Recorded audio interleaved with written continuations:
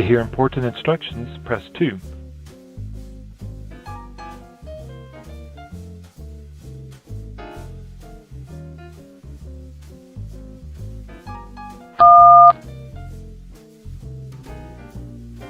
Your show will go live in 5 seconds. 4, 3, 2, 1. Blog Talk Radio. Nobody take no cornbread from me.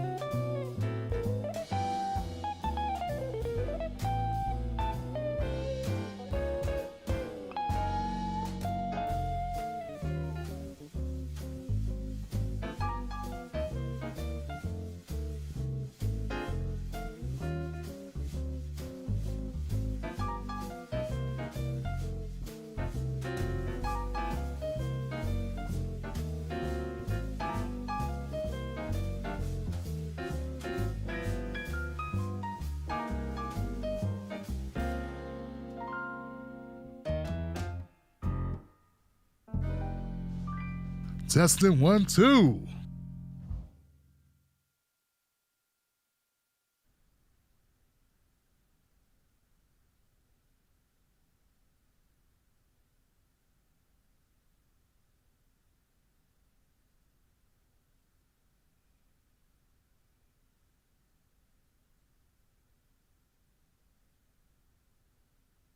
Yeah.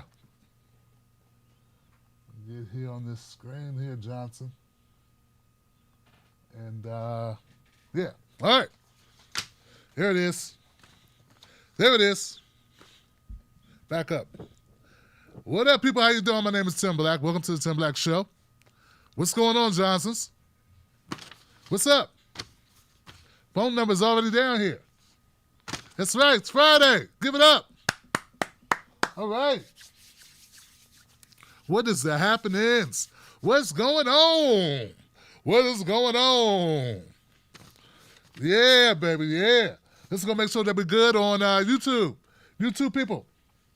YouTube people in the house. Tony D in the house.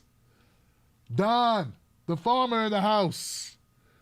Yes, Bo Robinson in the house. Emerson. Andre Gale. Andre, what's up, bro? My man. Schultze, Timoteo. Jeanette. Ryan, Shaw, Weaville. Diana M16. Yeah. Gira. Peter Griffin. Uli, Leroy. Whole crew in the house. What's up? What is going on? Bo Robinson. Bo. Mary Warren is out there with the wrench. Sarah Key. Grogu. Yogi. Joe Famous. Cody. Zest. Yeah, I see some familiar faces and some familiar names. Yes, yes, yes. Yes. Sam K, what's up? What's up? What's up? Tim Black is back. Hell yeah. Hell yeah, we back. Thank you, Sam K. I appreciate you. Who else we got? Anthony's in the house. Weevil Girl. Hey, I'll take it. What's up, Weevil? How you feeling? You good? Sekama in the house. Flash Fud. Okay. Sign of the times. What's up? What's up? K Love is in the house. PJ O'Haron's in the house. Big Ritz is in the house. Mixtape Ruiz is in the house. Mixtape. Wooka. George, what's up, man? Ramal. So look, share this out on YouTube if you can. Can we get a little bit of love on YouTube, guys? Can we do that? A little bit of love. Pump up the volume. DMV, Black Lives Matter. DMV in the house. Uncle Ron's in the house. I'm here, man. What's up? How you feeling? I'm loud, aren't I? I'm loud, right? Tim Black, you needn't be so loud we can hear you. You have a microphone in front of you. That's a huge mic. This mic is the dust in this place, man. It's crazy. I meant to clean that off, man. People notice everything. Tim Black, you need to hire someone to clean off your microphone. That's what we got Mrs. Black for. Boom, boom, boom, boom, baby. All right. Facebook. My bad, Facebook. Customize your dashboard. No, just show me the people, man. Show me the people, Facebook. Don't get fancy. Let me see my people, man. Ginger Liberty, Dolores and Steve, Margarita, Mark, Evan, Nicholas Estrada, Kevin Vasquez, Bibby, Bibby, what's up, Bibby? James, Mark, Rico Suave.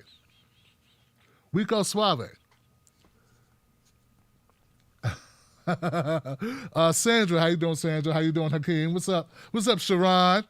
What's cracking? Paula, Mark, what's up? Barbara, James Gonzato, James Grimes, Curl, Gail, what up, Gail? Paula hooked me up. Thank you, Paula. Thank you, sister. All these Johnsons in the house. Johnsons everywhere. Can we get a little bit of sharing going? Can we pop this up? Can we get some big numbers today, man? Didn't you miss me? I missed you. Shit. Hello. Wow.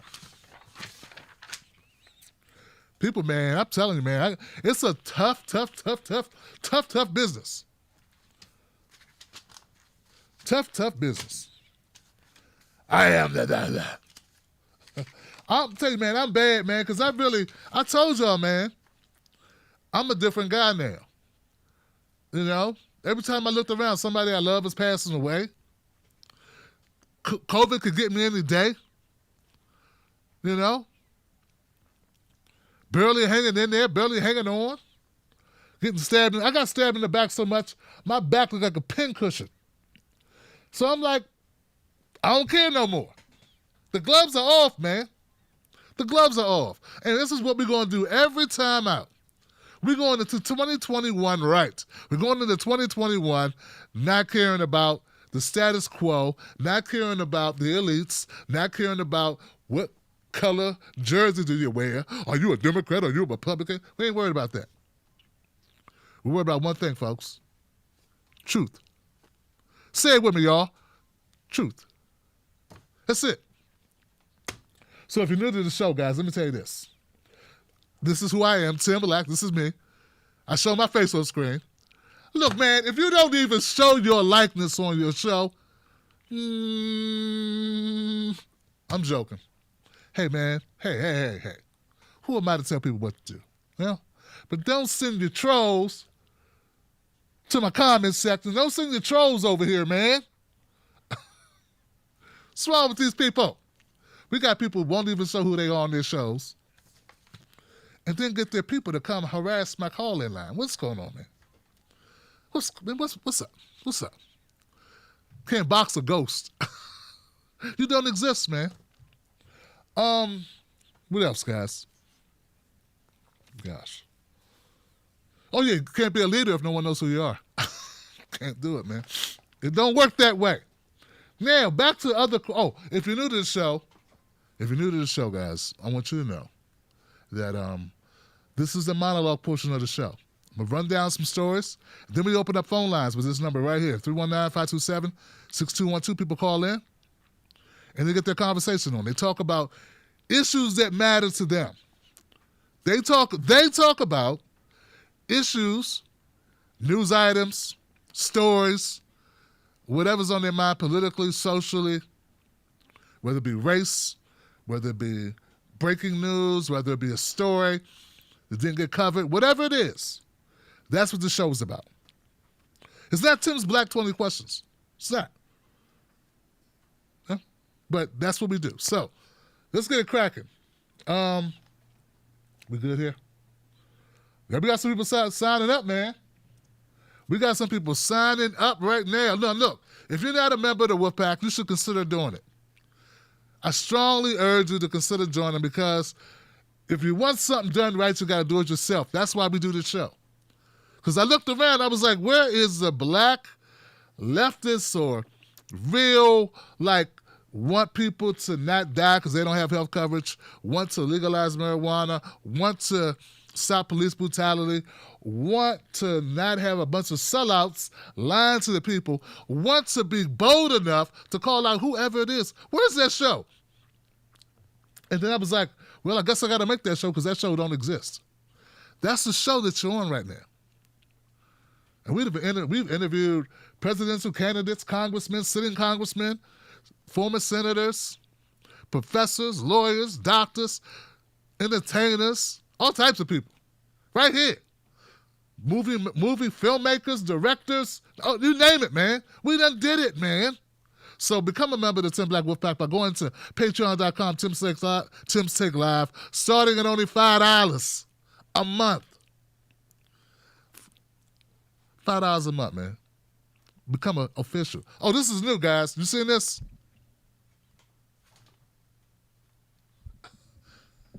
One more time. That's the new joint. Hold on.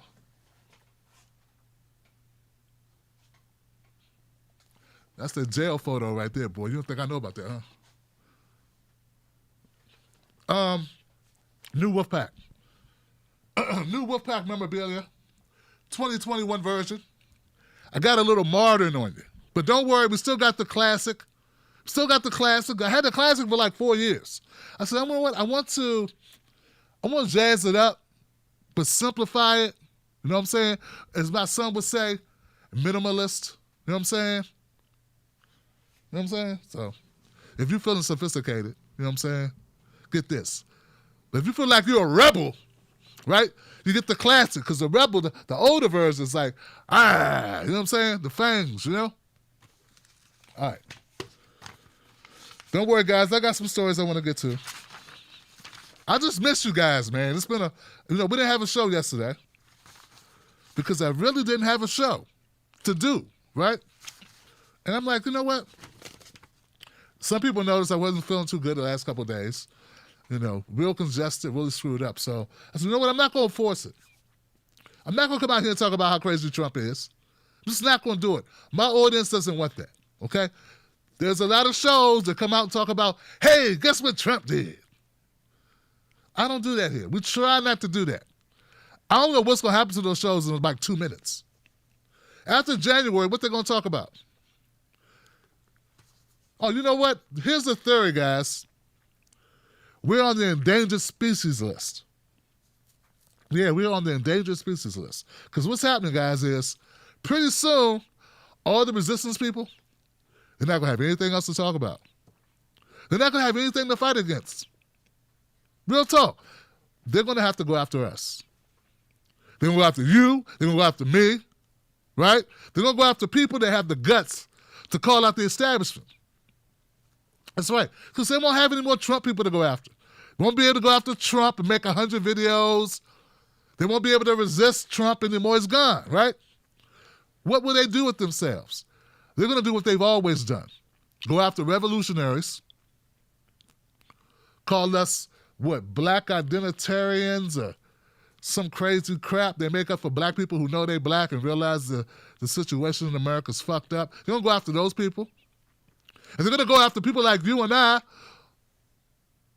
people that are also on the left who might want, I don't know, Medicare for all or legalizing weed or, I don't know, water that can be drinkable. So this is a theory of mine. It's going to get really dangerous out here. And they're going to come for us. They're going to be brazen about it because they're not going to spend their time going after the people in power because the people in power, no matter what they do, no matter what Joe Biden does, no matter what Kamala Harris does, they are Democrats. And they're not going to go after the hand that feeds them. The hand that feeds them, they will not bite the hand that feeds them, even if that hand has their hand around their damn necks. They're going to continue to lick the boot, even if the boot is covered in blood from stomping out their sisters and brothers. See, that's how good it is to be a sellout. Mark my words, they are not going to question truth to power. Yeah, they're not going to do it, man. Instead, what they're going to do is, when the system slaps them in the face, pow, they can slap them in the face. They're going to look at the system, they're going to look at Joe Biden, Kamala Harris, and all their henchmen, and instead of hitting them, what they're going to do? They're going to punch somebody over here. Now, this is your left, but my left's here. They're going to punch that way. Bam! They're going to punch the leftists. When the system, run by Kamala Harris or Joe Biden, kicks them in the stomach, bam! Kicks them in the stomach. Instead of going after them, they're going to look over and see a revolutionary. They're going to hear somebody talking about fighting the system. They're going to attack them. They're going to kick them because that's the way the game is played, guys. Oh, no, they're not going to go after the real power structure because that's not what they're in it for. They're in it to put money in the bank. They're in it to wear Christian Louboutins. They're in it to go fancy places. I notice them. I see them all, guys. This is my job to pay attention now.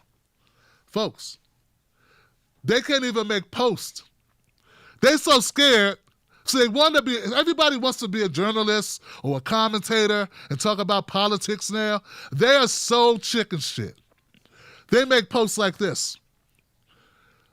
Kamala Harris used to lock up a lot of black people. What are your thoughts? Oh, God. Joe Biden. This person said Joe Biden was best friends with a triple K member and a white supremacist who was for segregation. What are your thoughts? These are people who call themselves journalists, commentators, and thought leaders. And they have no guts whatsoever. Now, no one asks them to be commentators, thought leaders, activists, or none of that, but they just want to get the viewership. They want to get the viewership and the awareness, but they have no guts. So instead of having an opinion, what they do is they ask what your opinion is. Hey, this man beat up an old lady and an old man with a baseball bat. What are your thoughts? They don't even have the courage to say, hey, that's wrong. They don't even say, hey, this is horrible. Look at this shit. Because somebody might call them out. What you doing saying that's horrible? You better tap dance for Kamala. You better get your dance on. You better start twerking for Joe Biden. That's how hard it is. That's how hard it is to be in this space. It's hard, it's hard for me to ignore it. I know I got to ignore it, but I want you to know that I'm paying attention to these things. And I vow to you that I'm not here for the season. I'm here for a reason, okay? That's what we're doing. And that's why we're here together forming the 10 Black Wolf Pack. That's why we got Johnsons all over the country, because we're here to speak truth to power. Because I believe that if people aren't informed, then people can't make different choices. You can't go, why do all these people vote for this horrible candidate? And why do they let this happen? Why did this get to happen? Because people are uninformed, man. People don't know what's going on. And with our media being locked down by donors, they will never know. So we have to do this. We have to do this, guys. And I'm telling you, they're going to come for us. They're going to come for us. I'm not proud of it. I'm not happy about it. I don't want it to happen. I just know it's going to happen because idle hands is the devil's playground, baby, and they ain't going to have time to do anything else because they are not going to speak truth to power, guys. They are not going to go after power as it be. Not now, not when it's Joe Biden and Kamala Harris and the Congressional Black Caucus and this Clyburn and there's all these people and this Nancy Pelosi. These people are afraid to challenge those people. They're not going to challenge the people in power. And this is why that's why some people, like Susan Sarandon and many others, were saying maybe it was better that Trump got in there. Because at least people were fighting the power. When you get a Democrat in, everybody just goes home. Everyone just goes home and says, everything's fine now. And then they're sitting in the room drinking that tea with the place on fire. There's nothing wrong. Their faces are melting. Nothing wrong here. Flames shooting up their backsides. You have any sugar? Looking like one of the Nazis from Raiders of the Lost Ark, just melting. Yeah. Wow, this is great. Did you put chocolate in the coffee? Ooh, is that vanilla? Is that almond milk? Because that's what they do when Democrats win. They do nothing, Johnson, nothing. Okay, so I'm crazy because, and so is my wolf pack. See, the wolf pack, Tim Black's wolf pack is crazy because we don't want our children living under the poverty line, no matter who's in office. We crazy like that. We crazy. We want to end mass incarceration regardless of who's in office. We want to end police brutality no matter if it's a D or an R in there. It's crazy. We want clean water no matter what color the president is. My president black. I want my president to want me to have some clean water. He laughed at our ass. He laughed at babies suffering nervous system conditions from dirty water. Don't get me started, guys. I can go on and on. People get mad. You here to talk about Obama. Don't you talk about my president. But you'll spend 3 months talking about Trump. He was on the president for 4 years. It ain't over. Let it go, Johnson. It's over. He's gone. Let it go. I saw some dumb guy today. Some of the Democrats still lying to his audience. Still lying. He said, the Democrats think that, Biden's going to get in. No, Bull, some of these Trump supporters are going to fall hard, baby. They still think that Trump might be the president another 4 years. They still think it. Man, this is going to be some mass jumping off of buildings. I don't know what's wrong with it, man. Just lying, man. Look, I'll tell you what you don't want to hear if it's the truth. Because you'll be mad, but you'll come back and you'll be like, he told me the truth, though. But if I lied to you, you'll never come back. Right? At least you shouldn't. Right? That's how I see it. All right, guys. First story. That was a monologue. That's just something I had to say. Now we get to my first story. I'm going to try to run through these. Try to get to them. Run through them. So much paperwork. So much paperwork, Johnson. Hold on, I got it. I take a lot of notes. A lot of notes were taken. Informing. Okay, here we go. Some people are waking up. Some people are waking up, Johnson. I know you think it's crazy, but some people are waking up. They're realizing what's going on. Now, it's not always going to be in the way that you like. Okay? It's not going to be all eloquent. And it may cause you a little bit of concern because you're like, okay, where'd that come from? But the reality is, believe it or not, some people are waking up. Now, I saw this clip. I hope it's okay to play this clip. It's only a minute long. But after watching this clip, I had hope, but a little bit of hope. And since we don't get to do hope a lot, I want to play it for you. Check it out.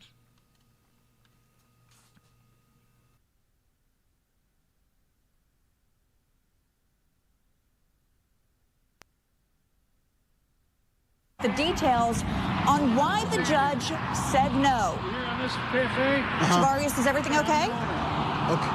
our government leaders have abandoned me. Are you the owner? $4 trillion of stimulus money. They gave it to who?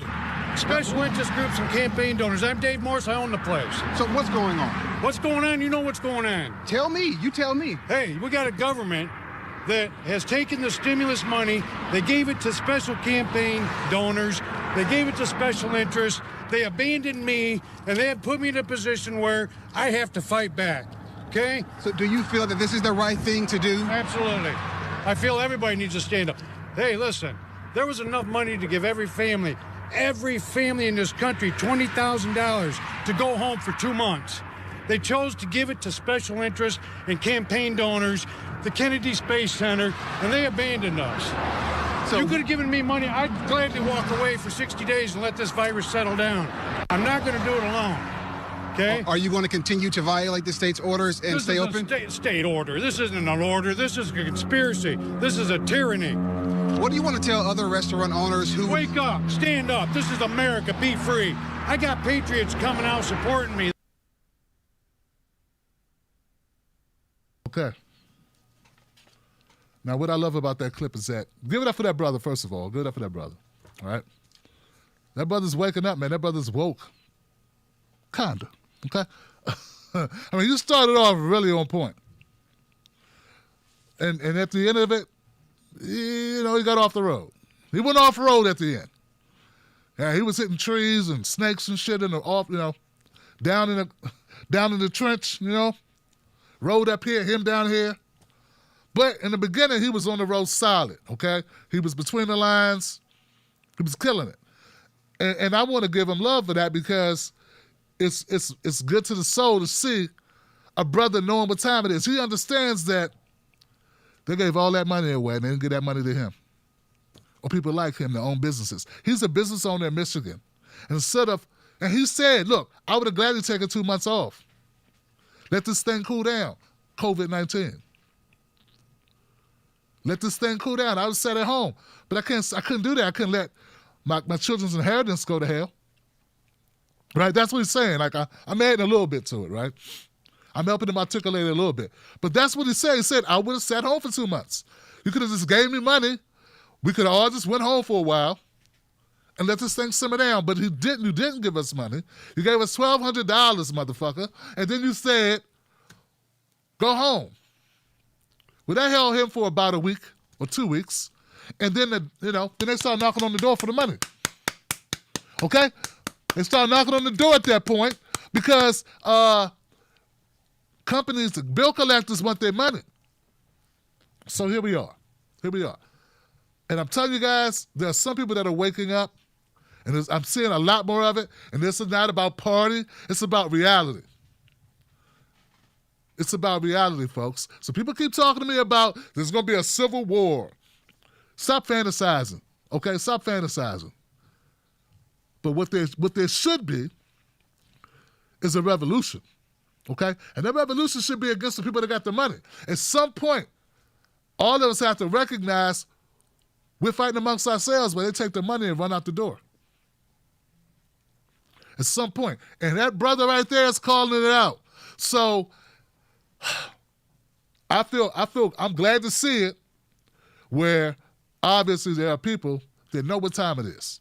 Now, he may not articulate it the way you would articulate it. He may have a different way of expressing it, but he knows, one thing is for certain, two things for sure. He knows damn well the government had the money, that we print our own money, and if they wanted to, this would not be an issue. And unlike they like to paint it, unlike they paint it often on these news shows, he wasn't going, I don't want to wear no mask. I don't want to wear no mask, and I don't believe I think it's a big hoax, and there's an alien in the bathroom, and a bunch of stuff. They this guy talked, and he, because what they try to do, they try to find the most volatile person. But this person just happened to walk up. This was not a scheduled interview. He happened to walk up. He was the owner of the restaurant. He walked up. This was not prepared. Because if it was prepared, you know what they do. They go find that guy that's like this. I try to tell you that Donald Trump is the king of God. He is the God of man, a man of man, a God amongst man, and you shouldn't wear a mask, you dumb sissies. And I hate the blacks and the gays and the Jews, and we need to fight back and tyranny, and that guy's the guy they go get. And that's just to scare black people. That's all. Remind black people so black people vote for Joe Biden. That's all that is. I mean, I know that guy exists, but everybody's not that guy. So anyway, there we go. So keep hope alive.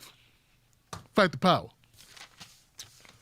Now, next story, guys, next story. So what he was talking about was money. The brother was talking about money. The brother's talking about a stimulus, which we've been waiting for. Now, I think it was today, or may have been yesterday. I think it was today. Nancy Pelosi, good friend of yours, not mine.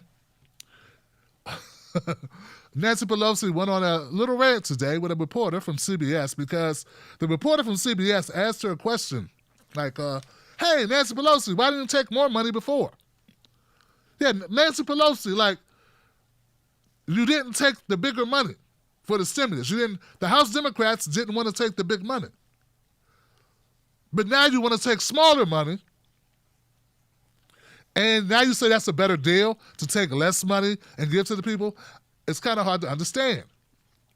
Could you explain? And she went like she got pissed off. And this is usually what people do when you catch them lying, or they're wrong and you caught them out, and you called them out. They got loud instead of like focusing. She got loud. Here goes the clip of Nancy Pelosi getting irate because she's caught being Nancy Pelosi. Stick around. Don't get mad. Just stick out. It's not that long. I know if I start playing Nancy Pelosi, people just get up and walk out.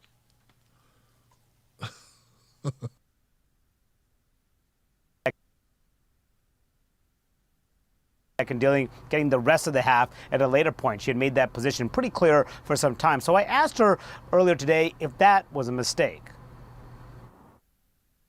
Not to accept half of a loaf months ago when you said, I'm not going to accept half a loaf. Look, I'm going to tell you something. Now, Don't characterize what we did before as a mistake, as a preface to your question, if you want an answer.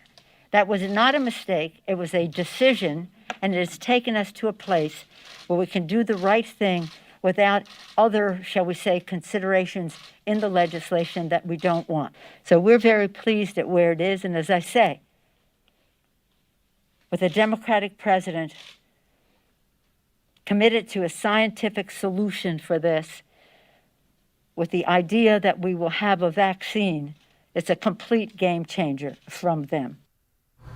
So she's saying the big difference now is that Joe Biden is coming in as president, and then since he's president, they could get more of what they had been seeking at a later time, which is why she says that the posture and the dynamics have changed on Capitol Hill. So she's making she's not showing any remorse or regret for her position for some time, saying that we'll eventually get the big package that we have been looking for. And okay, let's go back here.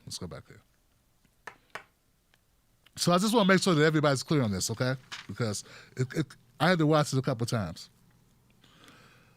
What he was asking, ostensibly he was asking, Nancy Pelosi, the earlier package that you had, that the Democrats came with a proposal, and then the Republicans said, no, that's too much, and they came up with a proposal. Then the Democrats came back with another proposal, and Republicans came with a proposal. The Democrats turned that proposal down. And now they're taking another proposal, and I think this one's even less. So it's like, okay, so why'd you do that? That was kind of, obviously, you screwed up. If you could have took the first deal that was given to you, it would have been a lot better for everyone. And Nancy Pelosi says, no, we didn't make a mistake not taking that earlier deal.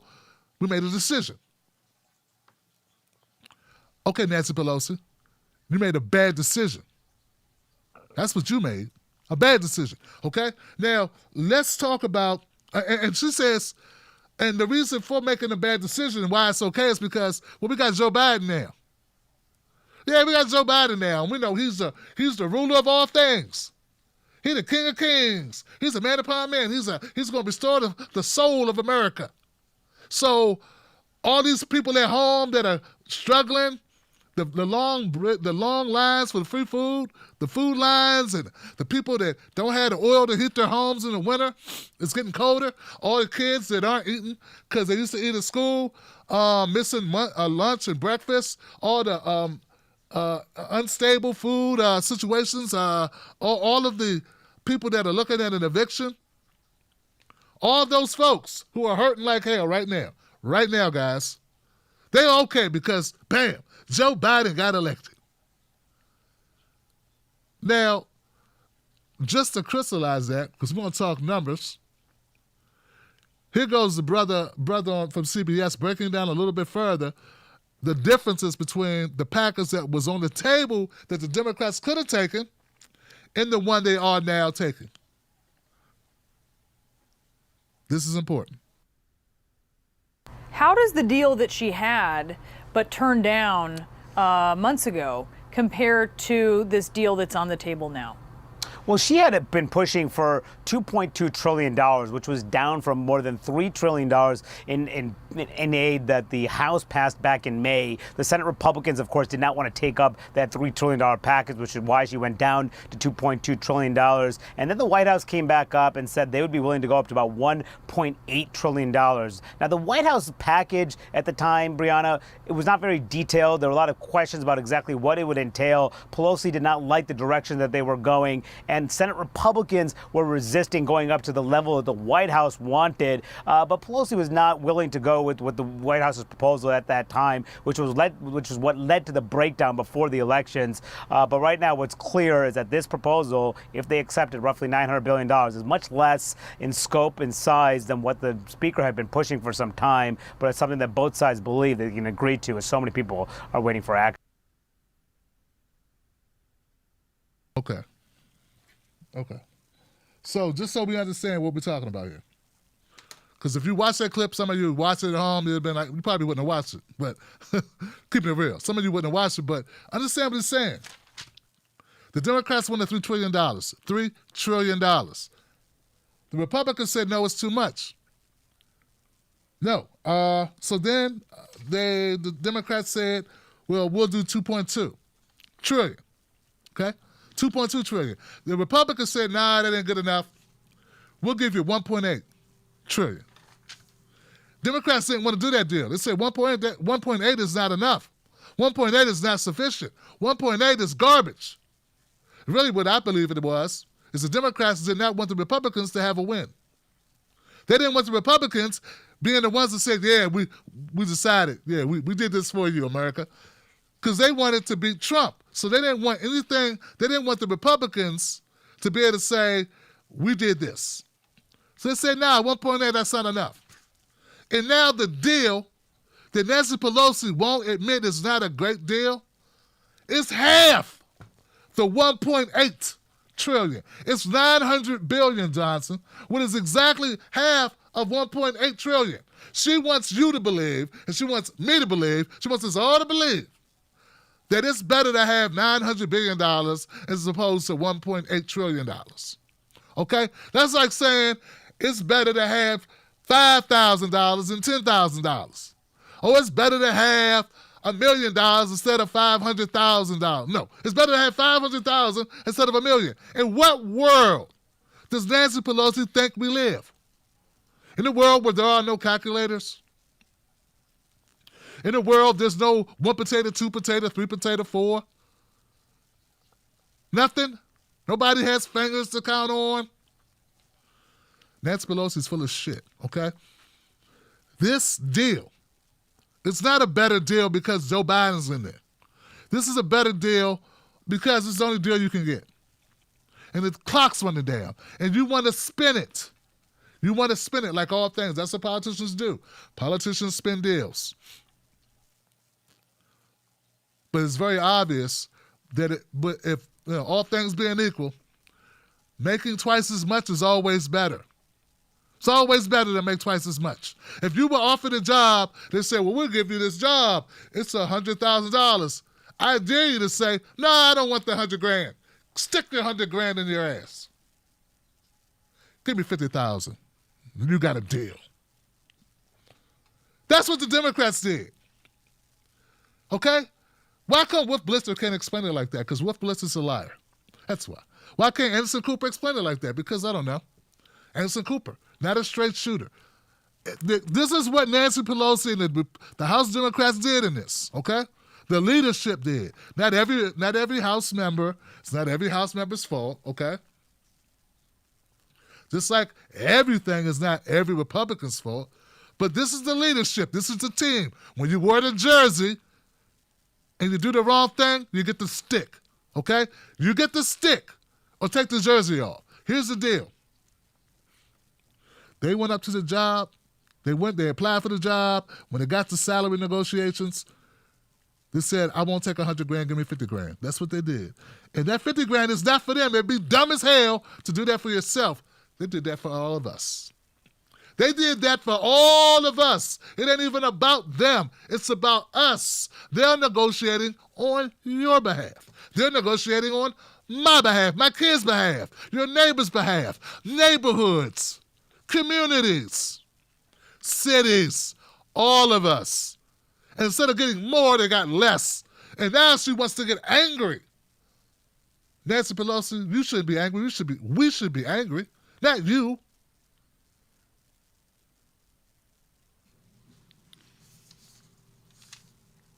Next story. Guys, they use a lot of words. They don't say shit, okay? A lot of words. Okay, so here goes one good thing. Wow, I got two good things in one day. That's great. Legalizing marijuana. All right. Where is this at, guys? Where is this? Okay. Oh, you know what marijuana looks like. Some of you know really well what it looks like.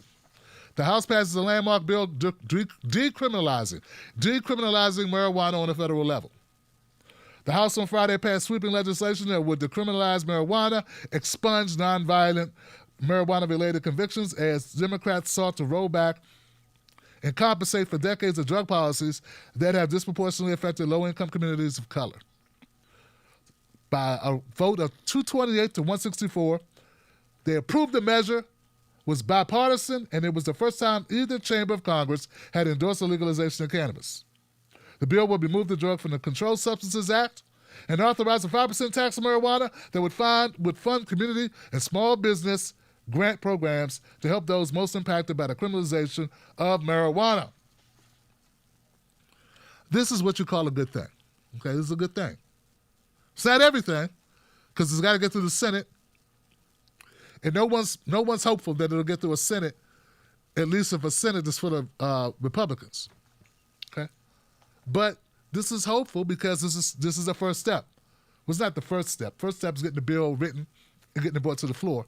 Second step is getting a vote on it. Third step is passing it. So we're at step 3. But we still have steps 4 and 5. 4, we're getting it 5 and 6. 4, 5, 6. 4 will be getting it on the floor in the Senate. 5 will be getting a vote, and then getting it on the president's desk. And then 7 if the president approves it. Okay, so we're halfway there. This is halfway there. Okay. Now, the thing about all of this is this: I'm not good. How I feel about Biden and his thoughts about legalizing marijuana. And here's the deal. If the Democrats take the House and the Senate, or if they take the Senate, they have the House, if they take the Senate, they're going to be in a precarious position of being unable to blame Republicans when they don't do shit. Hear what I'm saying, guys? The Democrats will find themselves in a precarious situation if they end up getting the Senate, because then who will they blame when they let black people down or poor people down or anybody down? Who would they be able to blame? Because they love to blame and say, we tried really hard to get it done.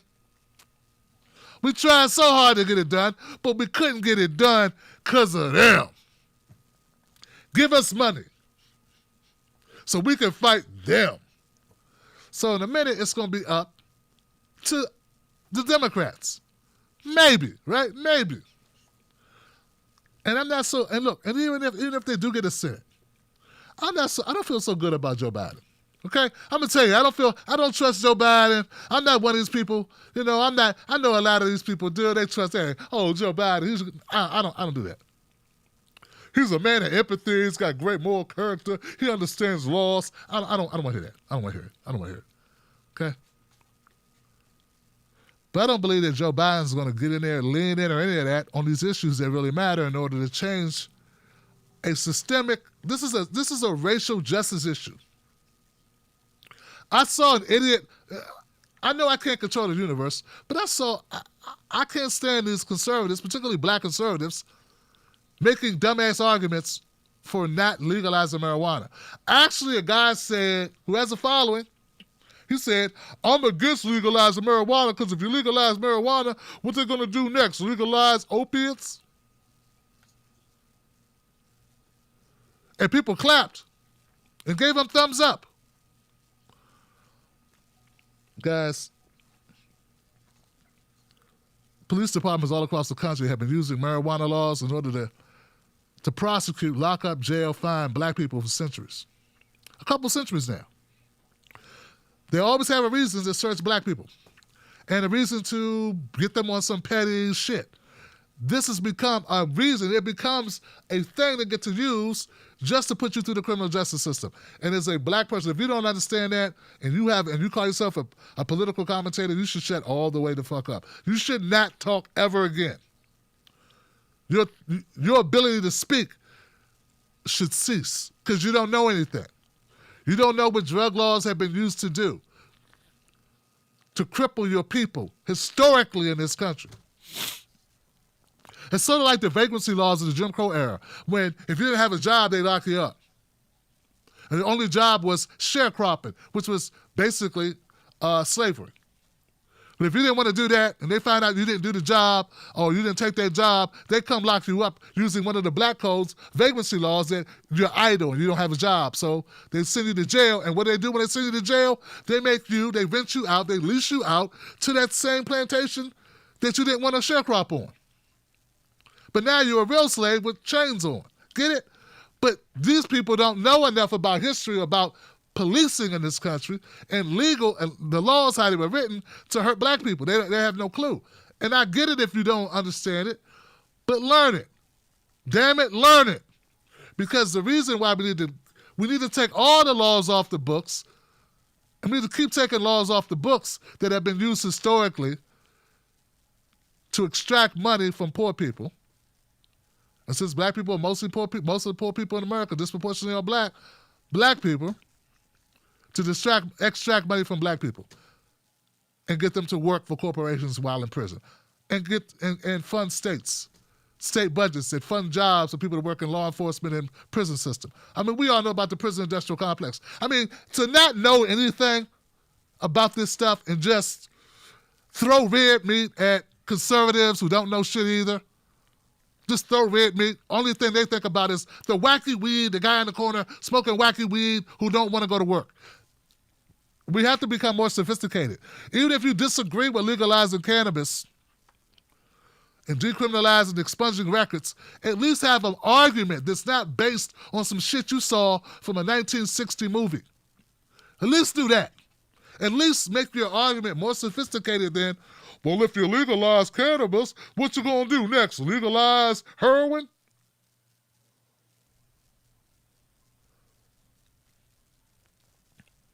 Just dumb. Okay, back to my earlier point, guys. Back to my earlier point. Joe Biden, I don't trust him. I don't trust him at all when it comes to marijuana legalization. I don't know how he's going to vote. I don't know what he's going to do. Is he going to veto it like he would Medicare for all? I don't know, guys. But I know during the debates, Cory Booker punched Joe Biden in the stomach real hard. This is before they all of a sudden had to come in a Christ moment and realize that Joe Biden was the best thing since sliced bread, and him and Kamala was kissing his ass, giving him back rubs and a rim job. Here goes a clip of that thing that went down during the debates where Cory Booker called him out, and it was funny, but now it's kind of scary. Check it out.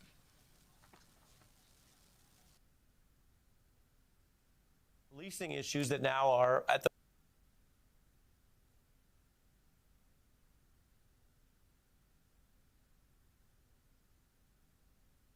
marijuana. I have a lot of respect for the vice president. He has sworn me into my office as a hero. This week, I hear him literally say that I don't think we should legalize marijuana. I thought you might have been high when you said it. and let me tell you, because marijuana in our country is already legal for privileged people. And the war on drugs has been a war on black and brown people. And so let me just say this. With more African Americans under criminal supervision in America than all the slaves since 1850, do not roll up into communities and not talk directly to issues that are going to relate to the liberation of children, because there are people in Congress right now that admit to smoking marijuana, while there are people, our kids are in jail right now for those drug crimes. And so these are the kind of issues that mean a lot to our community, and if we don't have somebody authentically, we lost the last election. Let me just give you this data example. We lost in Wisconsin because of a massive diminution, a lot of reasons, but there was a massive diminution in the African American vote. We need to have someone that can inspire, as Kamala said, to inspire African Americans to the polls at record numbers. Thank you, Senator Booker. Vice President Biden, you can respond to that. I'll be very brief. Number one, I think we should decriminalize marijuana, period. And I think anyone who has a record should be let out of jail, their records expunged, it be completely zeroed out. But I do think it makes sense, based on data, that we should study what the long-term effects are for the use of marijuana. That's all it is. Number one, everybody gets out, record expunged. Secondly, I'm part of that Obama coalition. I come out of the black community in terms of my support. If you notice, I have more people supporting me in the black community that have announced for me because they know me. They know who I am. 3 former chairs of the Black Caucus, the only African-American woman that ever been elected to the United States. All right, enough of that shit. Enough of that. All right. All right, okay, fine. Corey, Joe Biden did get the last laugh there because the blacks do love him. If you count Jim Clyburn. They love him. I know Joe. Okay, so in that clip, Joe Biden said he was for decriminalization, but then he also said we need to do some more studies. We need to study more. Everybody needs to study more. Because no one knows the side effects of marijuana. Well, one of the reasons why it's been a problem studying it, Joe, and being able to know exactly what the side effects are, is because it's a Schedule 1. Take it off the list of scheduled substances, then it can be studied more thoroughly. Get it? We can't have people going to jail for doing something in one state that you can do, not only do in another state, but you can grow and have your own and open up businesses. Like that's crazy. So we'll see what happens. Of course, we'll keep you updated on this. And just a little thing, man. I remember being with some black friends. We going fishing, right? Me and my boys was going fishing a couple years, like 4 or 5 years ago. We going fishing at this spot, and I remember there's a lady there. She was obviously kind of racist. She was like a Karen, and she didn't like us, right? Because we black guys. And I remember she was like, you guys are making too much noise. And was like, no, we ain't making too much noise. We good. Then she came back. She's like, is somebody smoking weed? Who has weed? I'm like, what are you talking about? Somebody has weed. I said, lady, first of all, I'm a government contractor. I work for XYZ. We get drug tested where I work at. So I know that you're lying that you don't smell weed, because I can't smoke weed or I'll lose my job. And I don't hang with anybody that does smoke weed for those facts. So you know what I'm going to do? I'm going to write an article. I'm going to put your name on it. And I'm going to make sure that people know about how racist you are. And she was like, oh, no, I'm sorry, blah, blah, blah, blah, blah, blah. But see, they already know. It's sort of like the thing they do to scare people. Because they know they could call the cops and say, hey, somebody's got weed. And this is such a thing. She knows to weaponize the police and use that against black people that they haven't done anything other than there's too many black people here. She wants to run away because she could say, hey, weed, black people. Cops are coming. Cops are coming. But she didn't know she was dealing with somebody who was time enough for her ass, which is me. And this is way before the current phenomenon. We've been dealing with Karens forever. Never think the propaganda that the Democrats spew about Trump is based in reality. Yes, Trump is horrible. People got a battery pack up their ass since Trump was elected. But there have been Karens. We've been dealing with Karens since the name Karen existed. But back then, they didn't call it Karens. We just called it mean white lady. Racist white lady. It was not Karen, okay? That's a new name. They gave it a name and put a meme. But we've been dealing with these types of discriminations for a long time in this country. It's not a new thing. It did not get invented when Donald Trump took office. Trump only been in office 4 years. Negroes have been in America for 400 years, okay? And we've been feeling discrimination and being harassed by Karens for 400 years. You understand what I'm saying? So, just want to make sure we clear that up for anybody who's delusional enough to actually listen to these people who try to make it seem like racism and bigotry and people calling cops on you just started when Donald Trump got elected. Last story.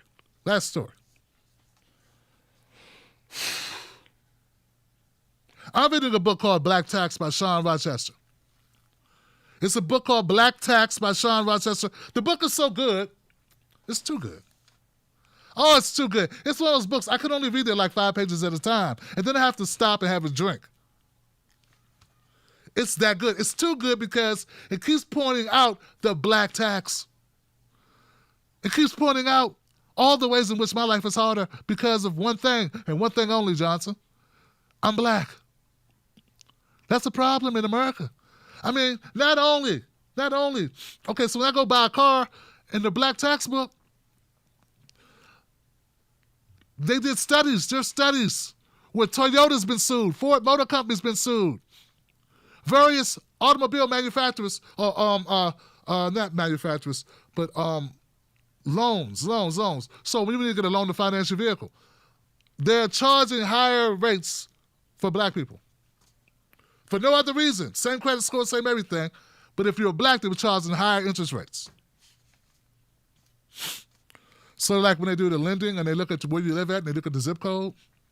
But that's not the only place, because we know about the high interest rates they try to stick you with. They also were charging you more for the vehicle. So you can charge more for the vehicle, more for the financing, and then they charge you more for the insurance. All because of color. 3 separate divisions, not one entity. The people, when you go buy the car from the dealer, they charge you more. Oh, we're going to tell the white guy it's $15,000, tell me it's $16,000. Tell me that's the best price they can do, and tell him that's the best price they can do. Get it? Then when I go finance it, give me a point is so higher than the white guy just because, hey, what the hell?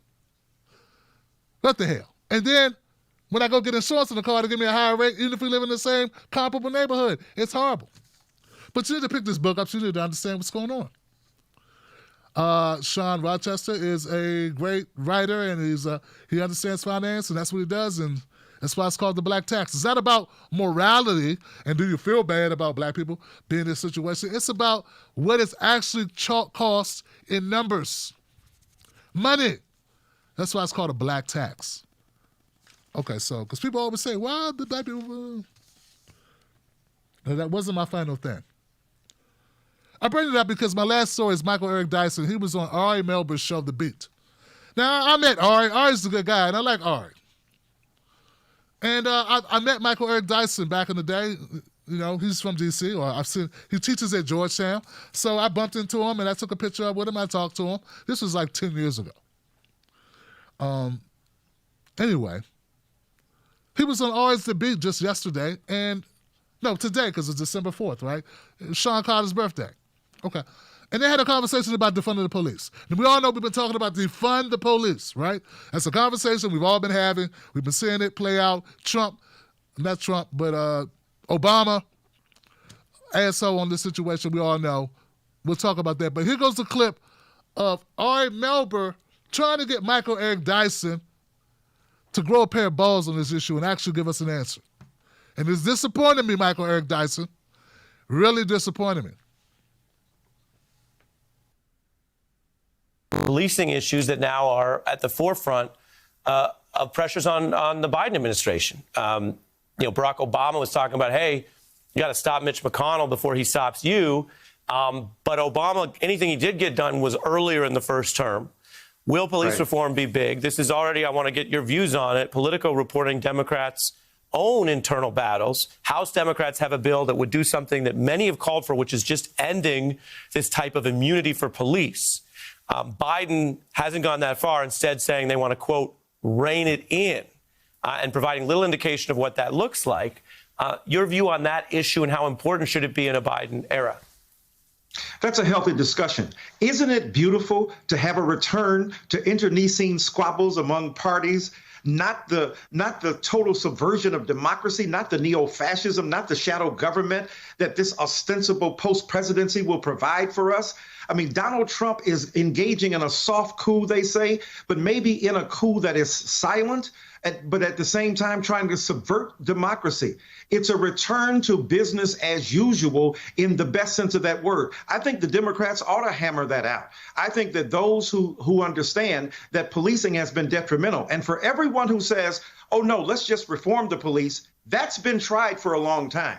We have tried a lot of stuff, but police unions are so powerful that the attempt to rein in police departments is often thwarted by the independent, autonomous, and outrageous, and sometimes it seems to me, nearly unlawful practices of police unions. And at the same time, when we talk about community policing, where police pay attention to those neighborhoods that they come.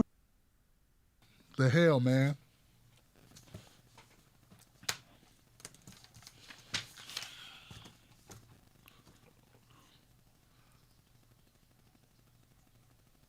All right, Melba, I asked you, what did you think about qualified immunity? What did you think about the Democrats? What should they do about qualified immunity? And that Joe Biden was backing away from the idea of actually removing qualified immunity for police officers, which is a big impediment to actually prosecuting police officers. You know, whenever people say, why are these cops getting away with killing us? It's because it's really hard to get past qualified immunity that basically immunes them from prosecution. And Michael Eric Dyson, Ari Melvin says, what do you think? What do you, not what Frosty the Snowman thinks, motherfucker. He didn't ask you, what the fuck does Trump got to do with Joe Biden and the Democrats and qualified immunity? What the hell, man? Am I the only person here hearing this shit, this horse shit? Dude, when you went after Candace Owens and dismembered her, I appreciated it. This was all rhetorical exercise. We know how you are a protagonist of using words vociferously in a semicircle that juxtaposes situations, problematic events in order to precipitate or advocate for those disenfranchised historically in this communal situation that we call an environment of a society. We get it. We get that part.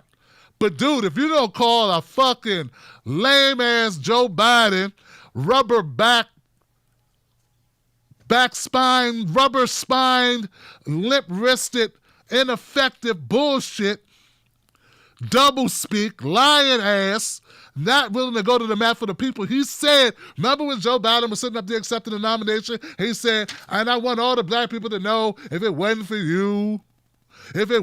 you, and I'm not going to forget it, then motherfucker already forgot. And you know what you forgot, Michael Eric Dyson, my scholarly brother? You forgot the question. Because the question wasn't about what's Trump going to do. Trump's out. The question was it, isn't it nice? Things are going back to normal. The question was, brother, qualified immunity. And what should we demand of the Democrats do about qualified immunity? Instead of you tap dancing around the question, you should have answered that shit. And this is the problem, guys. I put out a tweet and I said, we got way too many ass kissers, not enough ass kickers. Well, that's what I should have said. I said something else, but that's what I should have said. I said we had way too many ass kissers, not enough people saying fuck it or something like that. It was good, though. It got a lot of retweets. The point is this, man. Everybody's so afraid of losing their bag. They're so afraid of losing their bag. They're afraid of losing their money, guys. They're afraid of losing their access. They're afraid of losing their company, losing face. Michael Eric Dyson selling a new book. Long time coming, Racial Reckoning. You know, Michael Eric Dyson, until you can answer questions directly, Until you can speak truth to power, man, maybe we should just go get Sean Rochester's book. You know, because all that talking don't mean shit. You get on TV and you're unwilling to tell Democrats to hold them accountable. Hold them accountable for this shit. I mean, look, guys, there's no mystery here. It's scary to some people, especially when you have a lot, right? When you're worth millions, to speak truth to power. I guess it's easier when you're broke to do so. You know? But if you're not going to do it, then we don't need to hear from you, because this is just a distraction. You are distracting us from the real issues when you do this shit. And we need to stop allowing them doing it. Whether they're comedians, entertainers, politicians, or professors, or authors. If you're going to get up there and just blow smoke up our ass, well, dude, we're not into that. We're not into that. We ain't got some weird smoke in the ass fetish. What we want you to do is tell the truth. And I remember, my brother, please, my brother. I'm available if you would like to have a conversation. Now, I may not be as prestigious as a Michael Eric Dyson, but you will get a soundbite out of my black ass. But know that. I'm not going to give you 50 words, and I can give you 5, which is fuck the police. That's 3. Very much. Or something like that. All right, guys, we're going to go to phone lines in a second. I'll be right back to do that. Get in queue. Let's do it. I appreciate you. We got nothing but love for you. Coming right back to phone lines right here on the Tim Black Show. Don't move that dial, damn it. Wolfpack.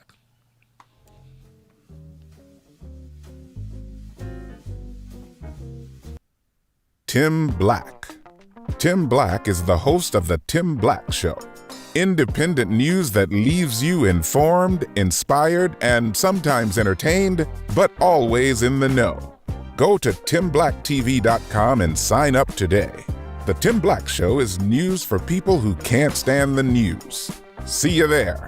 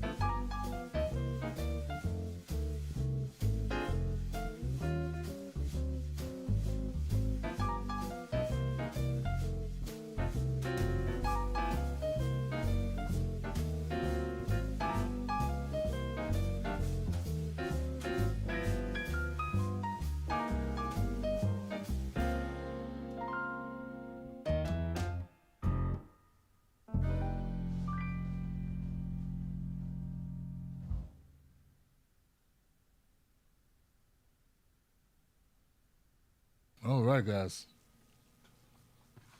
Let's make this happen. All right, 907. 907. Can you hear me through the phone? Yes, I can. 907. Can you hear me through the Hello? phone? Yes, I can. Tim? Oh, my bad. My bad, 907. I had you muted. Are you there? Hello. Hey. Good evening. I'll do my best to make this circular come around quickly. Good evening, Wolfpack. 1970s. Supreme Court heard Buck versus Vallejo, which meant that they decided that corporations were people and money was speech. That allowed for, at that time, both parties to take money from corporations. Forward to Citizens United, 10, 12 years ago. That solidified that these corporations, these multi-billionaires, bankers, everybody who's gotten all this money, have lobbyists that we know goes in literally writing the laws that Congress and the Senate pass. We have multi-billionaires, millionaires as congressmen, and they take the same money from the same people, both sides. Because business doesn't care who's president. They just care their agenda's done. And the agenda's done in the Senate and in the House. Now, these same billionaires own the media that you watch, Comcast, everything. So in order for us not to get together, sitting at a table, Republican, Democrat, Independent, and say, hey,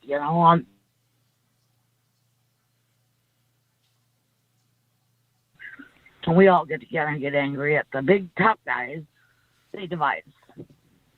All right. I'm tired of talking into the void and yelling at something I can't control. I can't control the billionaires.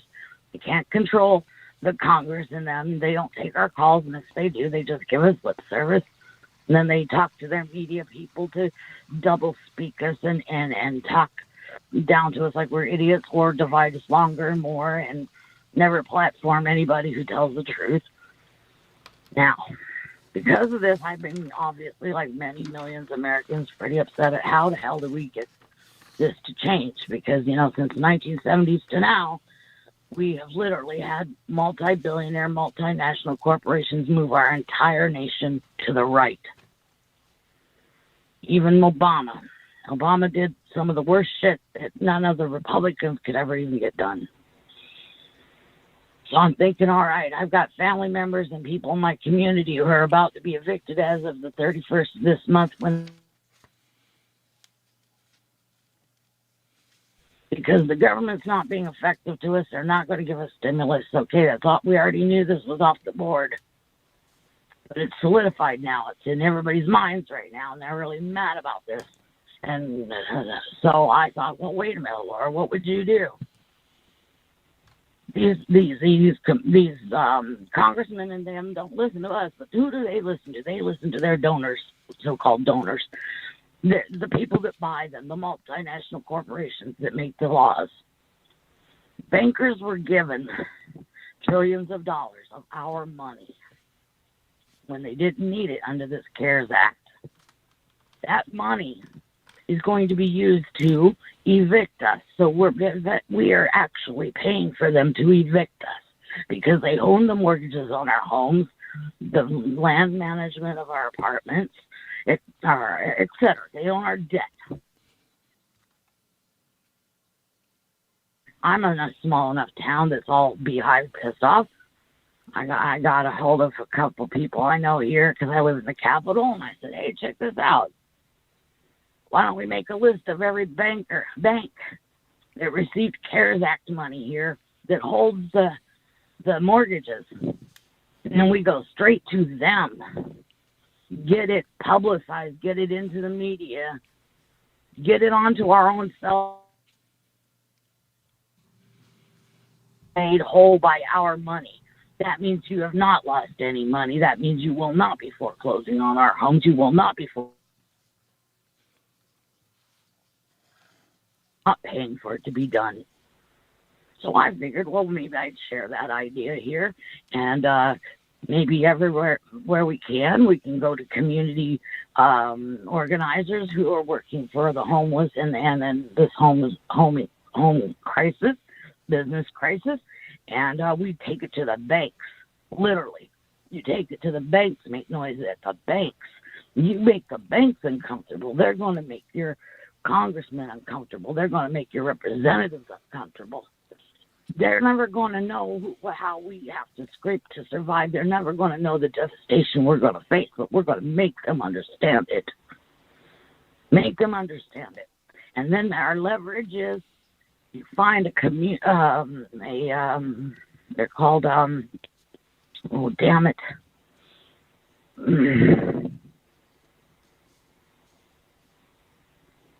Yeah, they're not a bank. They're credit union.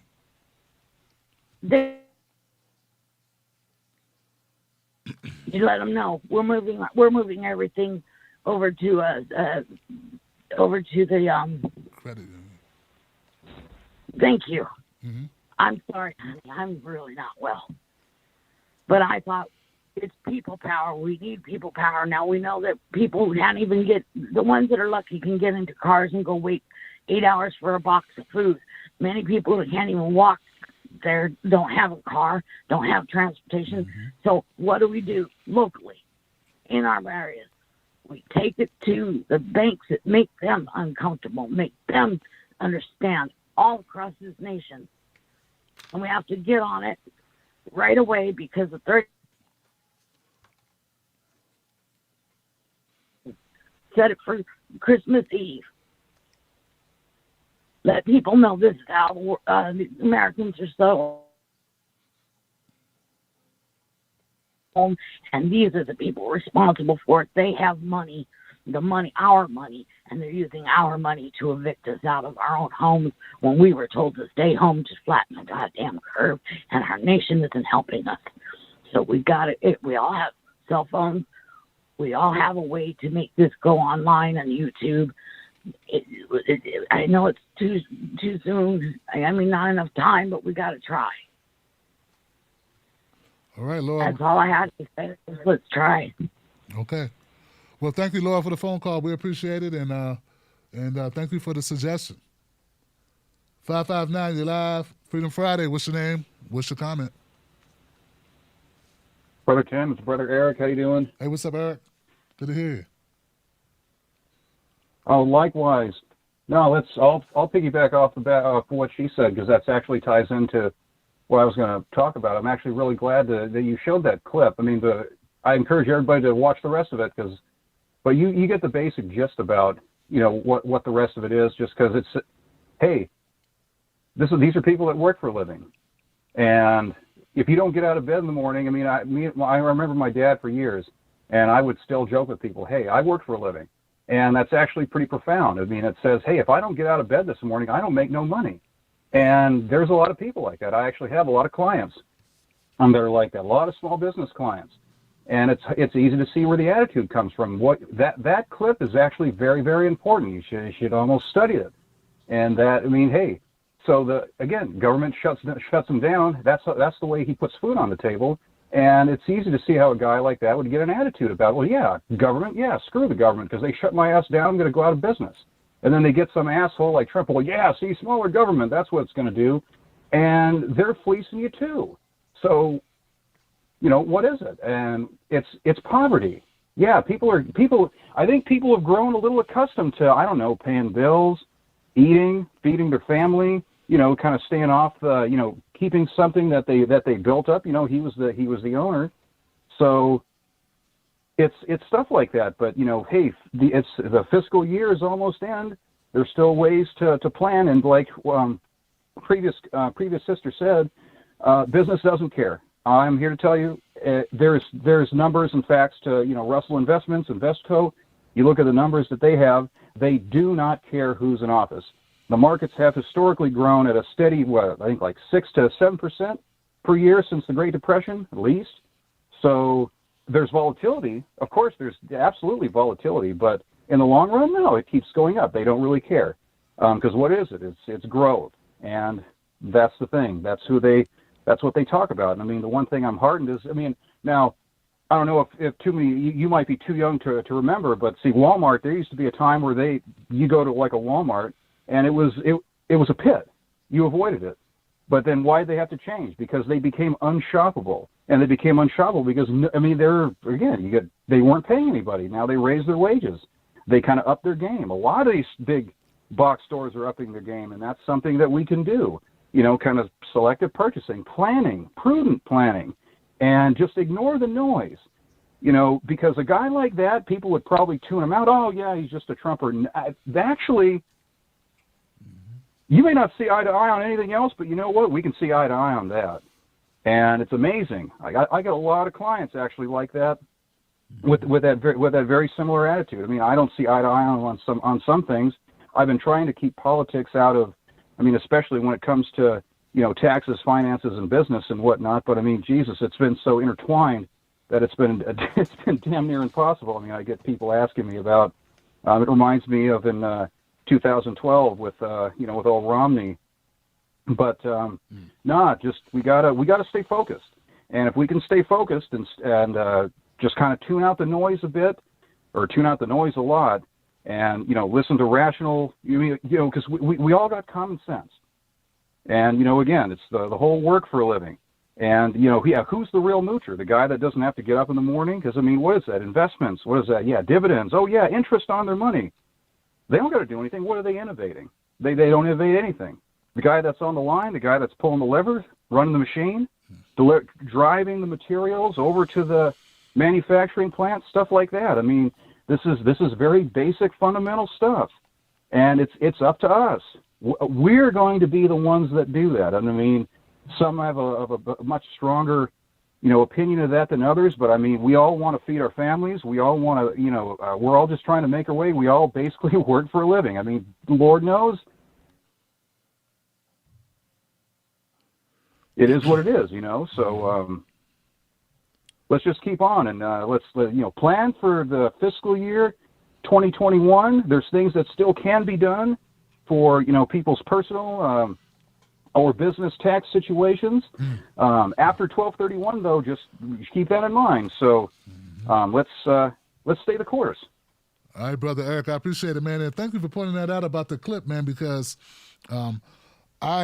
I wanted to play that clip because I wanted people to see that they could get guys like that all the time who would tell you something, at least you would understand what he was trying to say, and you heard him in the beginning.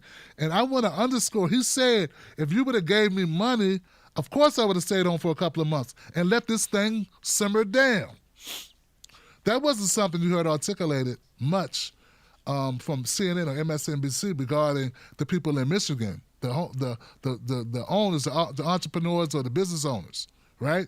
You never heard them ever say, well, these business owners said they'd stay home if you gave them money. That's what he said. He didn't say, I don't believe this is real and I want to go to the mall.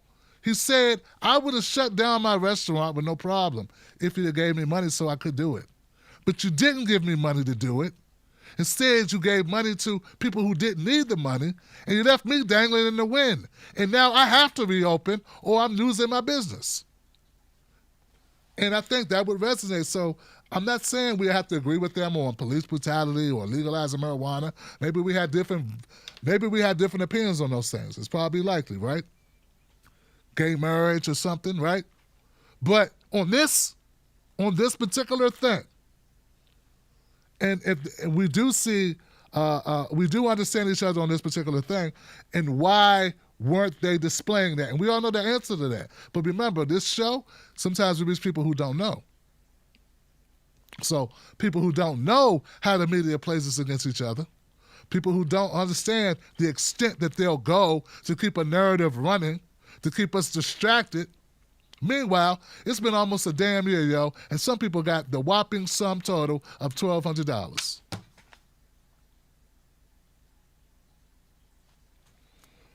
I'm going to the next call, guys. 917.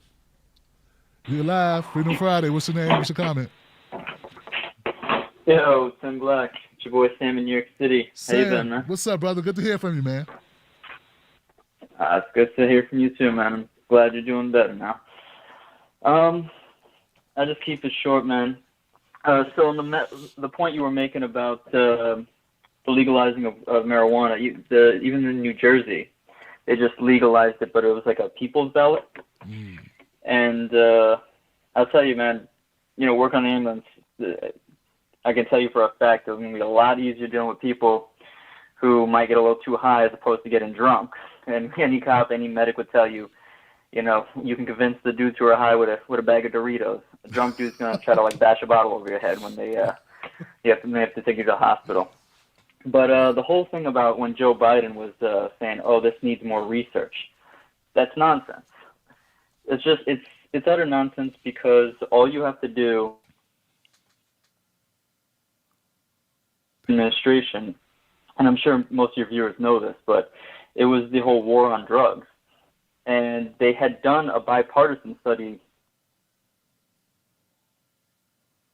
showing no, marijuana has no gateway effect. It's not going to cause any harm. But he flipped it, and there was, I think it was in 93 or 94, Nixon's top aide, when he gave an interview, he admitted why they did it, and if I can quote it, his name was, I wrote it down up here, John Ehrlichman, who was a top Nixon aide advisor, and he said regarding the war on drugs, "We knew we couldn't make it illegal to be either against the war or black. But by getting the public to associate the hippies with marijuana and blacks with we could disrupt those communities. We could arrest their leaders, raid their homes, break up their meetings, and vilify them night after night on the evening news. Did we know we were lying about the drugs? Of course we did." I guarantee you with Biden's long campaign or long political career, he had to know what the Nixon administration is just not, it is what it is. It's nonsense. But I would tell you this, I don't know if you've touched on it. I mean, you did in the earlier videos, but not tonight. I am watching how many people on the left are doing their mental gymnastics to try to cover for Biden and his horrendous picks. I mean, you got pharma executives running towards healthcare. You got Neera Tanden, the worst person you could possibly grab. And I'll say this, man, whatever your disagreements are with Tulsi did a solid rip on Neera Tanden on Twitter, and I was just like, okay, well, hey, she's not going to run again, so she might as well just burn those bridges. But she roasted her, and I'm watching all these people say, yeah, but it could be worse because if Trump was in, I was like, so then where is the cap? At what point do you now have no point to put a bar and say, okay, this is bad, we have to fight it. No, I mean, it could be worse. Imagine if Trump was in.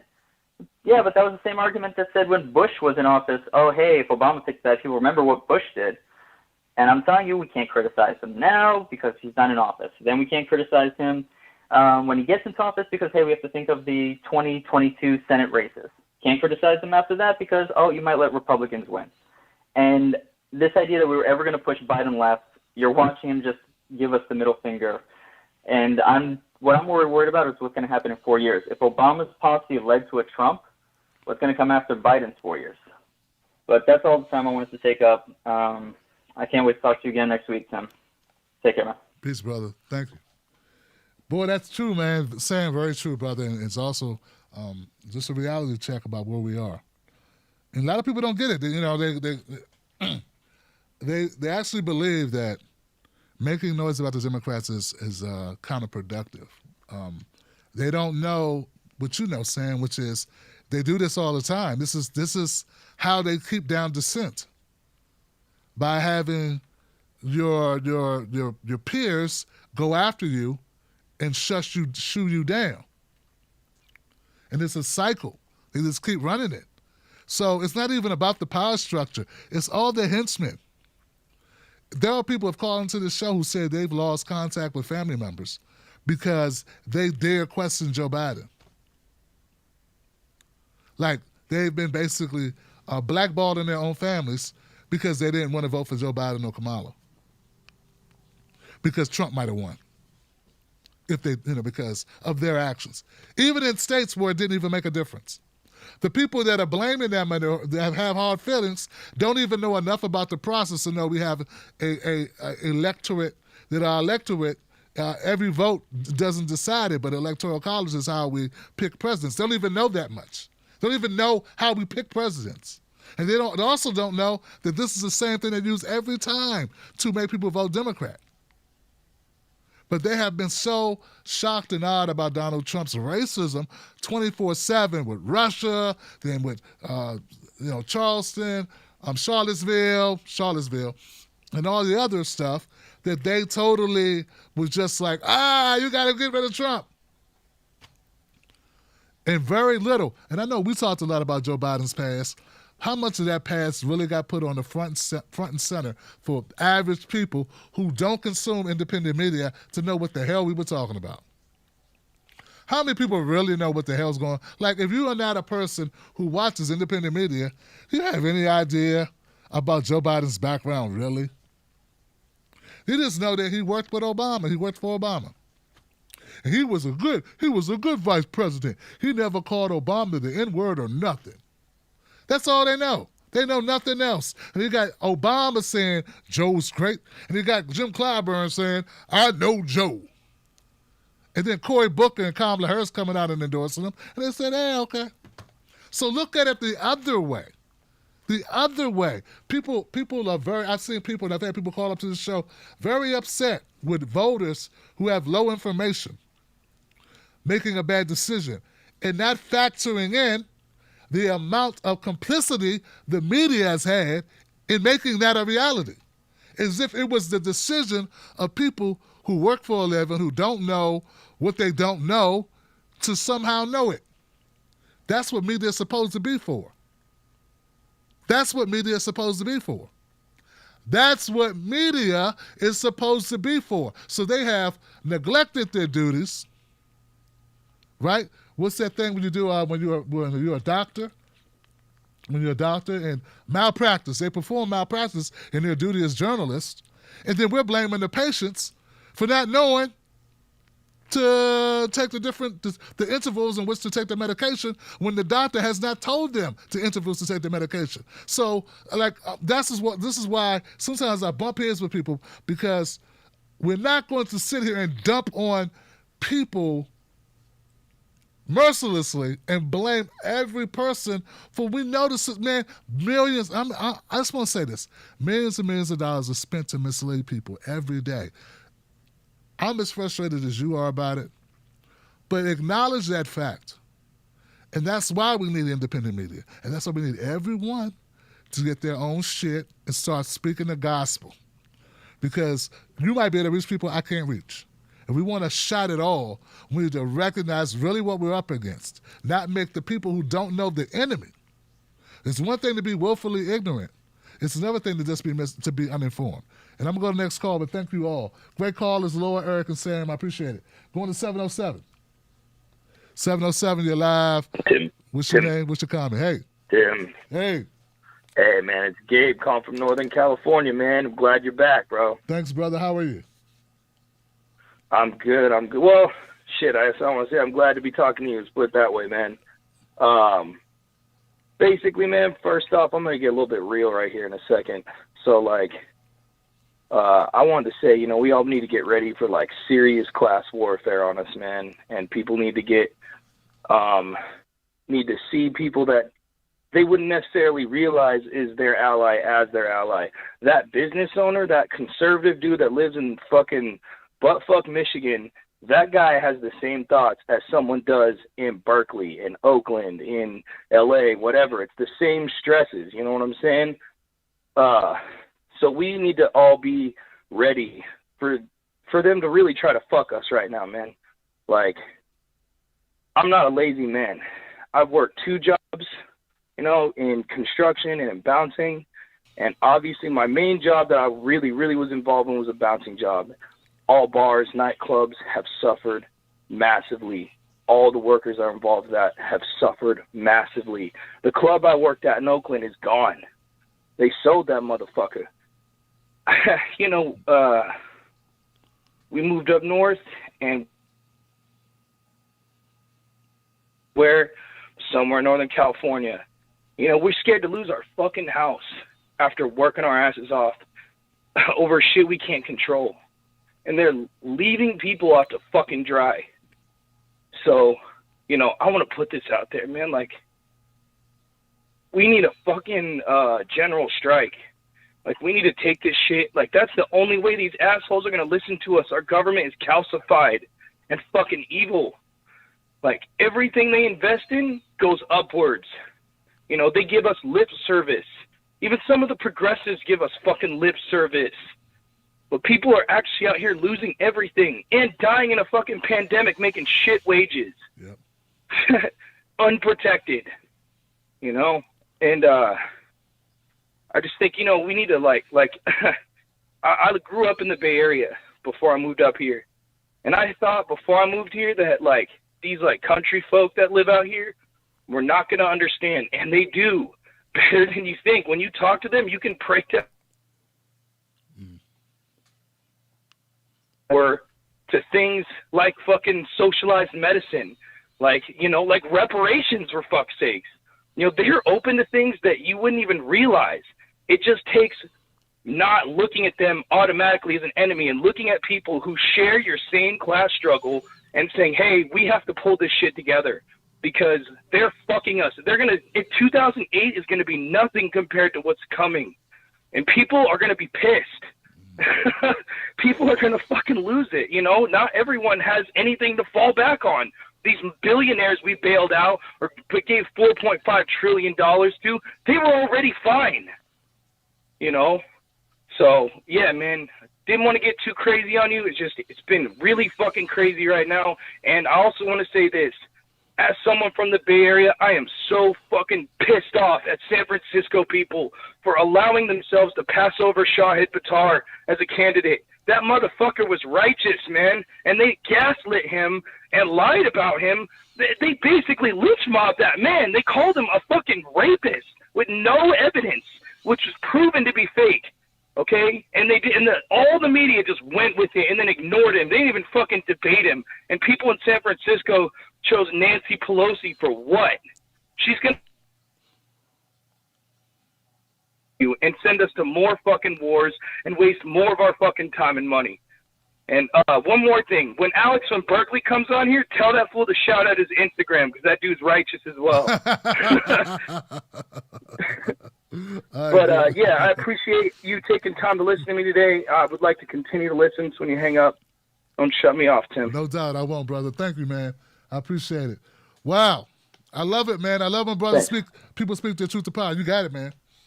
It's right. Just tell it, you know, brother telling the real deal, man. And what I love about it is I know he's speaking for some of the other people who aren't here tonight, who didn't call in, but they know that when they hear it, they'll be like, that's me. That's exactly what I'm going through. You just said it. So when you speak, brother, you're speaking for those who are voiceless. Everybody's not willing to call up to a show and talk, but they'll listen. And then they get to hear someone else say their exact same thoughts or very close to it in a different voice, man. So that's why I'm proud of you guys when you call up and you just kick it, man. And you just tell it. Tell the truth, man. Let these fuckers know, because, man, all we got is CNN, MSNBC, CBS, ABC, and they're all sanitizing. They're not going to let the guy go off like that and tell you the real deal. That's why we do this show, man. That's why I'm going to keep doing this show. 267. You're live on Freedom Friday. What's your name? What's your comment? Yo, Tim, is that me? That's you, my friend. How are you? Hey, Tim. Norm from Philly. How are you, man? Norm, what's up, man? Talk to me. Listen, Tim, I'm a teacher, so I'm gonna talk a little bit about backward design. All right, where you start from what you want students to learn by the end of your lesson. All right, so yes. What we want people to learn by the end of my little short sequence here is, why is de Blasio and Biden and the Democrats now pushing a return to reopening schools while the pandemic is exploding, my friend? Okay, de Blasio abruptly reversed his decision to close the schools. Why is that? All right, so just follow me along here. We're going to work. We're going to go forward now. So we want to. Well, I got to answer my question. My design. Why are they pushing? Why are the Dems joining the Republicans? Okay, yeah, they got a different line. They say, yeah, we're going to give you PPE and all that, protect you and all that mess. They ain't going to do that. Come on now, Tim. All right, no, they need people back. They need so that they can work in the factories and work in the offices to make money for Wall Street. Hello. Okay, so this is why, that's why they're reopening schools, de Blasio, et cetera. Okay, so we're going to go back from that answer forward. Okay, in sequence, it's neurotandem. All right, we got the new numbers from the October deficit government figures on the budget. So, like the outlays of the budget in October was $522 billion. Federal government took in was 284. You see the difference there? We got almost about 250. A little bit less than $250 billion deficit just in the month of October. A record deficit, Tim. You see what I'm saying? They got to get more money. Okay, because they ain't taking in enough if they lock down again. And then we go to the first item where we start here. Okay, they just said they agreed that old goat, McConnell and Pelosi, that old Confederate goat, right? He's unhooded during the day and he's got the white hood at night, right? They got together and they pushed through that $740 billion for a military budget, for war budget, didn't they, Tim? No problem with that. They agreed right away. You don't see any struggle over that. But COVID, they're fighting. Anything for the people, they're fighting. But there's always enough money for war, Tim. Always. You ever notice that? Always. Always. Okay? Rayathon, baby. McDonnell Douglas, Boeing. They got to get paid, man. Mm-hmm. Right? They got to get paid at the end of the day. And so this is what this is what it's all about. And that's why I got you. Years ago in that famous, interview that we all been watching, she said they were excited to cut Social Security and Medicare. Why is that, Tim? Because it's the biggest part, okay? It's the biggest outlays. They got to cut that so they can boost more money for Space Force. You see what I'm saying? And for checking China, because they know China is coming, you see? And they're out for unilateral military domination of the whole world, and China's a problem for them right now. You see what I'm saying? So we're in a pre-war period, Tim, and so they're gonna cut. That's why they got near in there, Tim. That's why, okay? And that's why they got to reopen the schools, and that's why they got to push people back to work, and that's why they're doing all that. All right, so I'm gonna stop there. I hope I gave a little glimpse of the bigger picture of what the real moves are on the higher scale, while they keep everybody busy, like you just exposed with Dyson. He's slicing and dicing, to distract people from what's up. Right. Okay. And the Republic and Trump and them, they're all doing that shit too. Giuliani, right? They're all doing that shit, talking about Hugo Chavez, how Hugo Chavez, supposedly rigged the election, right? I mean, for real. I mean, this is some joke going on here. So both sides are playing their bases, right? Right. And so because they want to distract from, what really is going on, and that is that they got their own plan and they're going forward with it. And unless we get together and we organize, and like the brother before me who brought the righteous anger, that's what we got to bring. We got to bring the street heat, and get out there and let them know we're not going down this way. We're not going out this way. Like you started with the show with the restaurant owner. How he came out, right? He came out and he confronted and said his truth. So we got to stand up. Thank you, Tim, for what you do. Thank you, brother. Thank you for the phone call, my brother Norm. Appreciate it, man. There you go, man. There it is. This thing is spinning a little bit, but yeah, I agree. We do have to. I say I say that what we have to do is not only speak truth to power, but use what little bit of power we have to push back. And there's a lot of ways to do that. Grassroots level is one way to do it. The other way to do it is make as much noise as humanly possible. I'm going to go to 217. 217, you're live. Freedom Friday. What's your name? What's your comment? Hey, what's up, brother Tim Black? This Hey, is Otis Buckley. Otis, what's up, man? Talk to me. Yeah, I'm over here in Illinois, man. I used to be the Illinois state coordinator with Moving Forward People's Party. Also the president and founder of Total Blackout for Reform, one of the main 5 organizations that led the Blackout Black Friday movement back in 2014, 2015, 2016. But I just wanted to say thank you first, you know what I'm saying, for speaking on the 3 basic human rights. Sure, fam. Thank you. Is 1, to end police brutality, 2, to end mass incarceration, and 3, to provide reparations, you know, and that's what we standing for. And I also, you know, support other things as like Medicare for all, canceling the rent and the mortgages, because those are just basic human rights as well. You know, I stand for the basic human rights of everyone, you know. What we need is unity, especially among our community, but we need unity all together, and black progressives most definitely. There's not that many black progressives out there, so all black progressives, I think, should be kind of united, whatever. Hopefully no beefs and nothing going on, but all black progressives be a progressive. You know, I am a progressive. I don't consider I am. I consider myself to be a pro-black progressive, but I'm a progressive nonetheless, you know.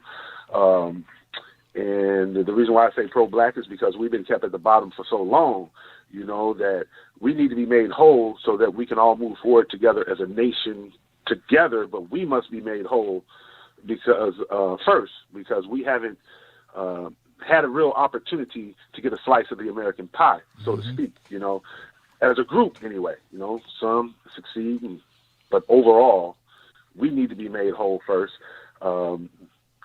But we're willing to fight with others, but we need others to be fighting with us, basically. And again, I'm going to keep this short and sweet, brother. I'm not going to take up too much time. I know you got a lot of callers waiting, but thank you again, brother, for standing up for us and being a progressive and doing what you do. Again, we need unity throughout our entire community. We need unity among black progressives, and we need unity across America. But thanks again, brother Tim Black. And you got it, Otis. Thanks for the phone call, man. And feel free to call up anytime, brother, to speak the truth to power, man, on the issues that you care about, that you guys are fighting for, man. I remember the blackout movement, man, and I participated with it on Twitter, man, and Facebook. So good to hear that, man. Glad to know you out there. Coming to my next caller, 310-310. You're live, Freedom Friday. What's your name? What's your comment? Hey, Tim. Can you hear me? I got you, yes. Eddie. It's Smooth Edie. How you doing? Hey, what's up, man? Talk to me. Man, nice to see you back. I got a cap. I must got a small head because it won't fit. But anyway, two of the things, I agree with your last caller. I think that we all need to unite. We all need to unite, man. Wow. Yes, sir. Yes, sir. And if there's any way that we could, being you, because you have the voice to reach more people than I can, as to try and find out why is it that we can't get these people to vote for their own best interest. Nancy Pelosi does not give a darn about people. She doesn't. Here we got Joe Biden sitting on the sideline again, and he's just going to use these black votes, man. They're not going to do anything for us. My question is, if you're not going to give us anything, why don't you put decent jobs, manufacturing jobs, in the inner city, since the inner city is where all the crime is?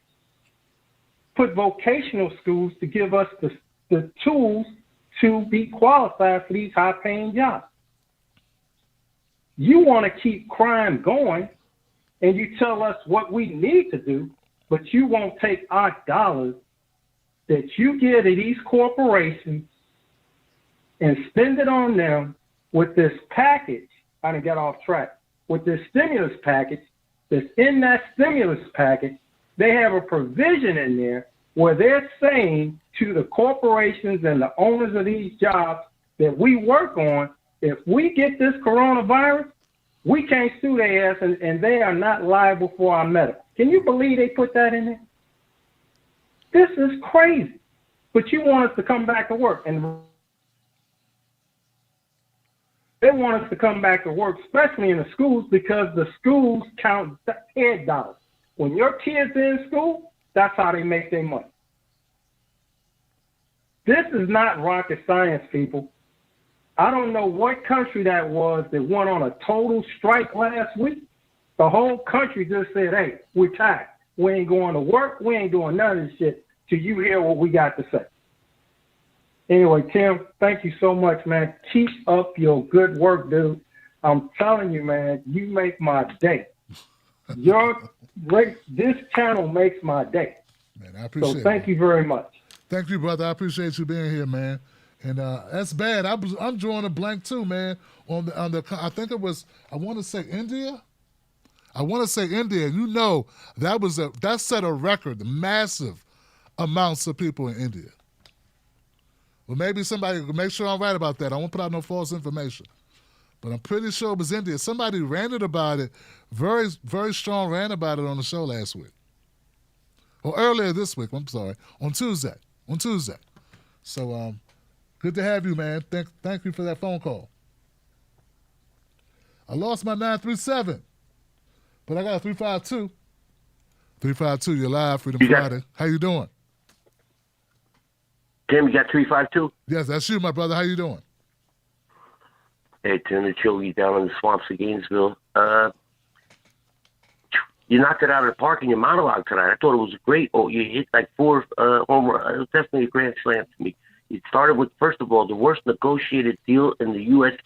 in Congress history, I think. How do they come out of that and tell people, hey, we just negotiated for $1 trillion less, we won? I mean, with a straight face, you just told me you had $1 trillion more 3 months ago. You lost $1 trillion in your negotiation, and you're proud of it. Yep. And you're looking me in the face, telling me I'm supposed to believe this is a better deal. I mean, dude, are they like they don't even care what they say anymore? It's like we could say the stupidest things in the world, and the people are just gonna have to suck it up. Because what can they do about it? Yep. That's why this last caller with that general strike thing is a great idea. It's something like when you talk about getting united, it's not easy to become united, especially in a country that is very strongly independent. You know, we all are, this country is very independent, even in our families. We want to get out of the house as soon as we can at 18. Other countries, they stay with the family for 3 generations. So we're very independent. So it's hard to get united over anything. But if we could get united over a couple of big things, holy cow, what a difference we could make, because it's going to take negotiated a deal for $1 trillion less, and they were and they came out. I said, this has got to be a bad dream. I said, this can't be reality, right? Then the second thing you knocked out was the criminalizing of the marijuana, and it's about time. What a joke for 40 years, locking people up over marijuana. Are you kidding me? Didn't we learn our freaking lesson with prohibition? And alcohol causes 1,000 times more damage. I don't want to get into all the other freaking arguments for legitimizing marijuana. The bottom line is that's pretty hypocritical to say alcohol is legal, marijuana is not. I mean, what a joke. That was all about locking people up and social engineering. Number 3, you knocked it out with that guy, that video you showed with the guy that really, I give kudos to that reporter that turned around, because the guy just jumped out of nowhere. He could say, hey, listen, I'm not doing a news report. It's live. I ain't got time to talk to you. By him turning around and giving that guy his 5 minutes, right. Wow, did that guy knock it out of the park when he said they could have gave every family $10,000, $20,000.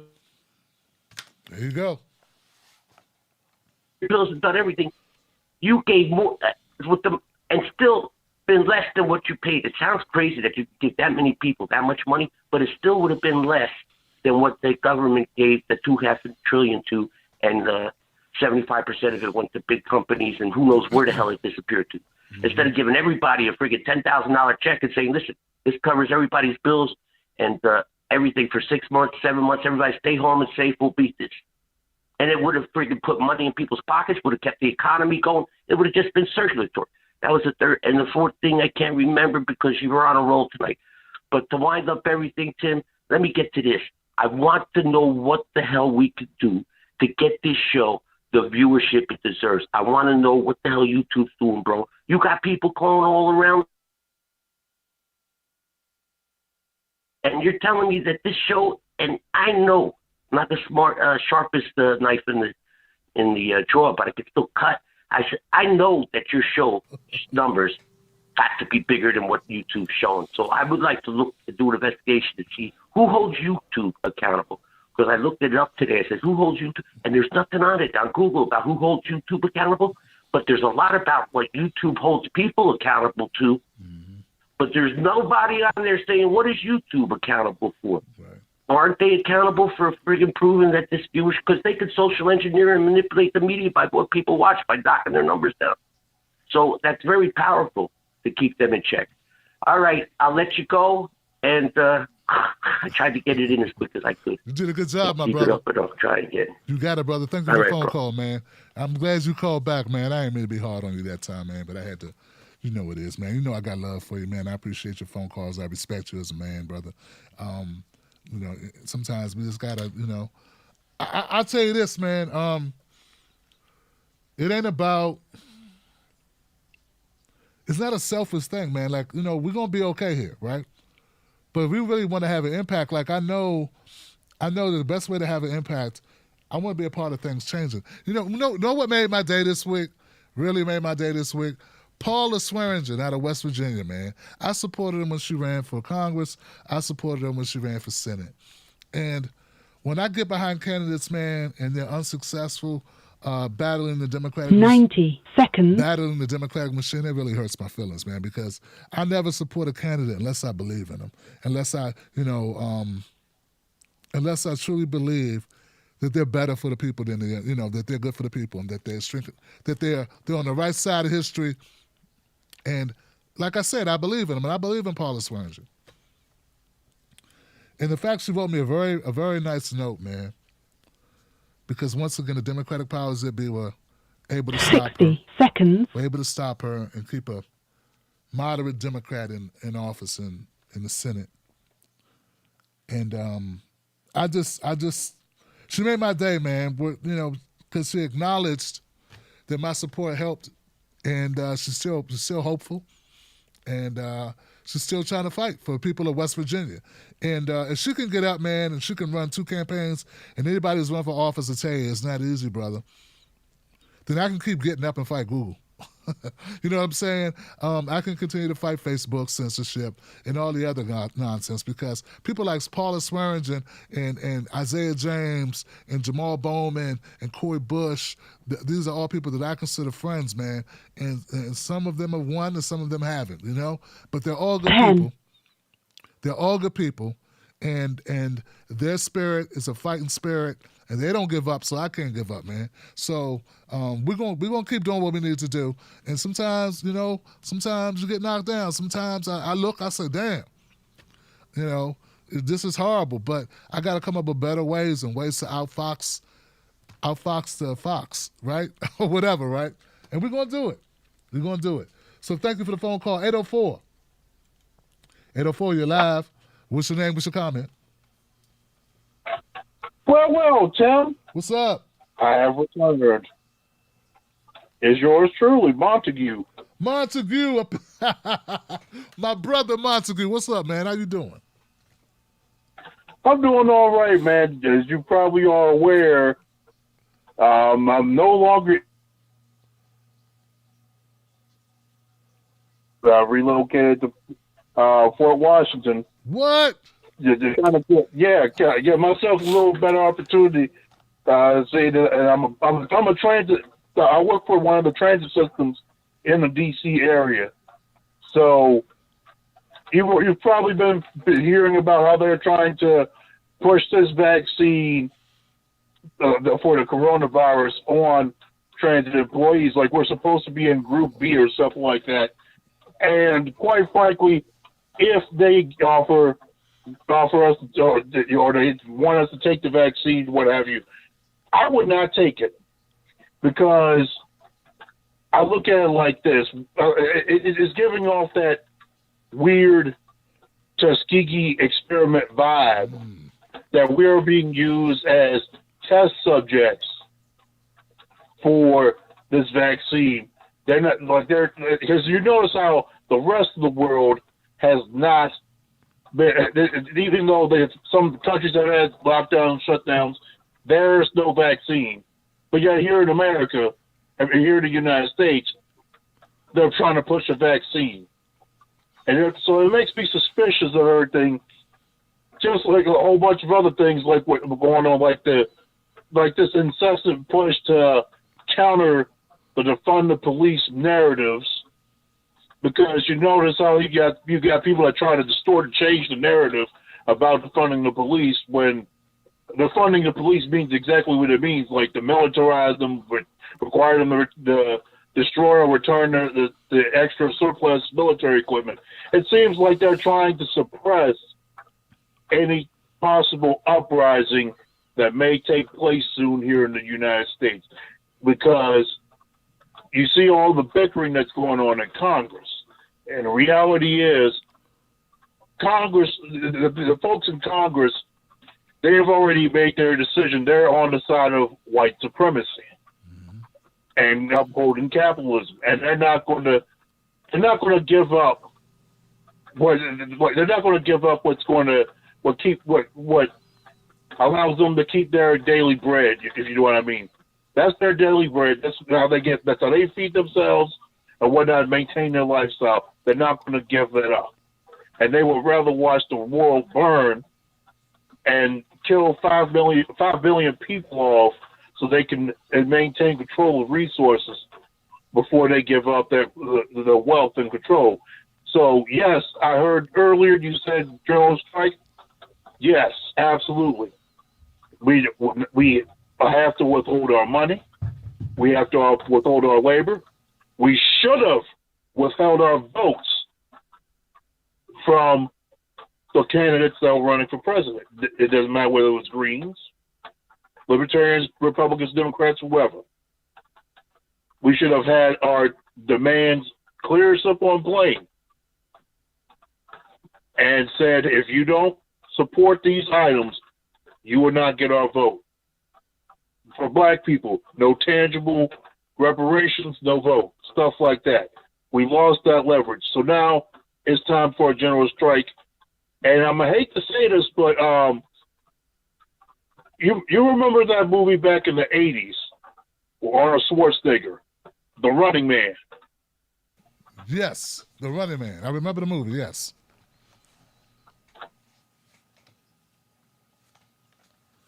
Years. If we do not get our stuff together and we don't challenge the powers that be, and perhaps toss out these people in Congress kicking and screaming, then the United States and possibly the rest of the world is going government. We're going to be run by a Running Man style government where it's basically a prison planet. The same type of stuff that Alex Jones was screaming at the top of his lungs about years ago, that might actually come to life, and then he might actually be ripe for a change, and we'll be walking around with egg on our face. Damn. Because the previous callers were talking about, yes, let's unify. Yes, we have to, because we're all we got. That's it, brother. That brother Montague. We keep on asking Congress to give us a stimulus. No, we got to be our own stimulus. Mutual aid is what's going to save us. I agree, Montague, man. Thank you for calling, man, and it's really damn good, man. It feels real good to hear you, man. I didn't know you moved down to Fort Washington, brother. That ain't too far from where I'm at, bro. But yeah, wow. Got me thinking about something. I don't want to talk about it now. I don't want to get sad, man. But I'm going to go to the next caller. Montague, good to hear from you, brother. Montague used to run my speaker on the group like 4 years ago, and used to call up back when I had like 30 people call. Back when it was the faithful 30, man. And yeah, so damn good to hear from you, my brother. And you know, Metro, my brother's a driver for Metro, and they're talking about laying off 5,000 people. So that's happening. I'm going to go to the next call, 931. 931, you're live for the Friday. Yo. Hey, what's up? Hey, Tim. Yes. Man, like the one caller said about your show and your hard work, bro. I appreciate it. You're fucking amazing. But I called a few weeks ago. Okay. And I told you that there's going to be a money grab about Donald Trump leaving, starting his own market, and it was going to make an opportunity, okay, for progressives. And you kind of like came back and said, thank you for the compliment about progressive, but listen, Rush Limbaugh's on borrowed time. And there's a big money grab when it comes to Fox News, OAN, Newsmax, right? But the Republican Party in general, including the Trump people, they got to deal with the 28% of minorities that voted for Donald Trump. Now, I don't know how comfortable Republicans feel letting, black people and brown people at the table. They'll let Cubans all day. They don't give a damn. Okay? And then the white evangelicals have to answer that question also. If you're going to pray for angels from Afghanistan and Africa, then guess what? Those people that prayed for those angels to come, they get a seat at the table also. And I'm going to tell you again, like the guy just said earlier, about how we can make you bigger. There's going to be a bigger voice for your message, progressive message, and you just make sure, however your production is, you take advantage of it. I know all your listeners are going to support you, man. I'm telling you, okay? Rush is on borrowed time. And now... Yeah. Unfortunately. No more. I have a widow. She's 65 years old, Tim. Okay. Her son don't give a shit about her, and the past 2 years in a row, she's ate Thanksgiving dinner with a black family. Okay. She'll knock on my door, she'll come in, and it'd be a random time, like a Thursday night, and we're playing family game night. We're playing Uno or Sorry. And she's totally shocked. I swear to God, Tim. I swear to God. But she doesn't understand anything. She doesn't get it. And she still over there once. I mean, she lives right next door. But I check on her. But typically I go to her house and I sit down and we'll talk for 2 to 3 hours about that's why I go once a week. So we can spend a lot of time together. Because my mother was white, and my mother was a bigot and a racist. And I'm mixed, by the way, and thing like that. We got 5. And one's a veteran, and one is doing well in Fresno, California. We're very prominent. Me and my wife say we don't raise duds. Okay. Shocked. My other neighbor's totally shocked. We've been there 3 years, Tim. I did 20 years in the Army. I got 2 Bronze Stars in combat. And it's still, I'm in the civilian world now. You try to, get white people to trust you. And then after that, they want to see what side of the house you on. And they don't get it. They don't understand it. But there is a market for what you're doing and other people like you at the end of the day. Okay? That's all I'm saying, brother. Take care. God bless you. All right, brother. You take care too, man. And I agree there is a market for what I do, man. And it is. But I'm not going to compromise what I do, man, in order to...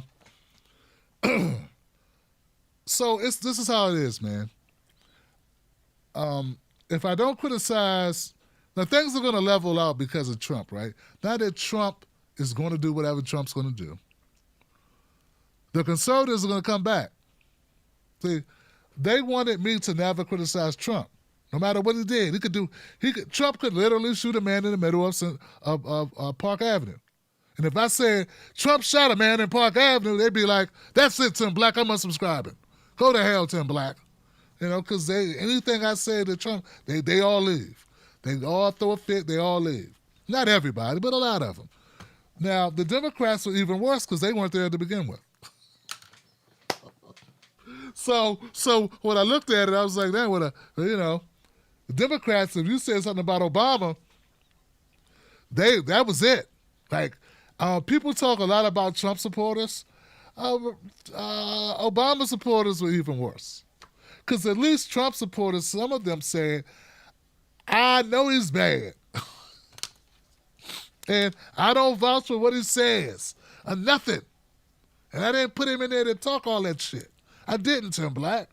But Obama supporters won't even admit anything about Obama. He came in, we were at war 2 places. When he left, we were at war 7 places. And if I say that to somebody, they go, "You a sellout, man. It wasn't up to him. He can't make all the decisions." It was crazy, man. I said, man, we had a lot of cop killings under Obama, like Tamir Rice and Eric Garner and Trayvon Martin. Remember, they're like, "You a coon, man."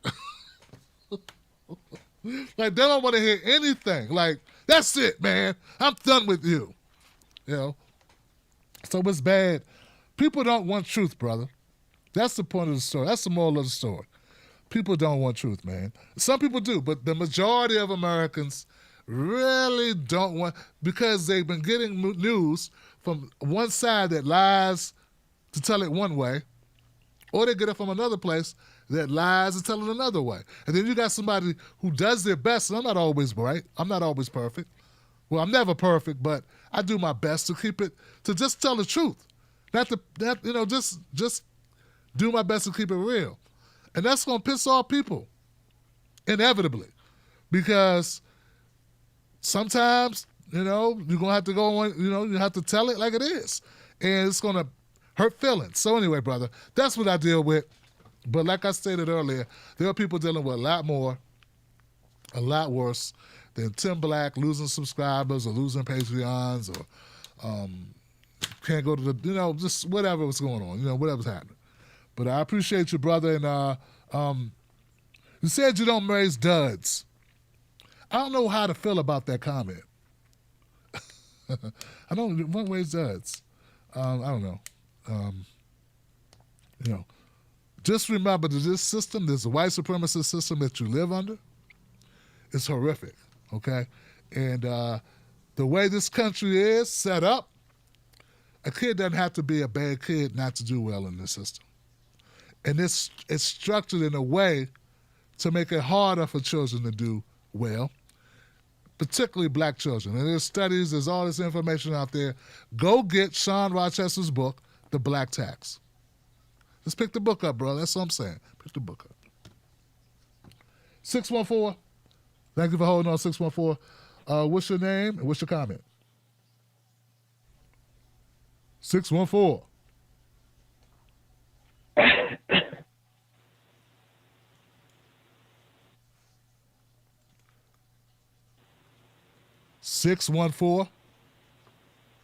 Hello? 614, did you call up? Did I call you or did you call me, 614?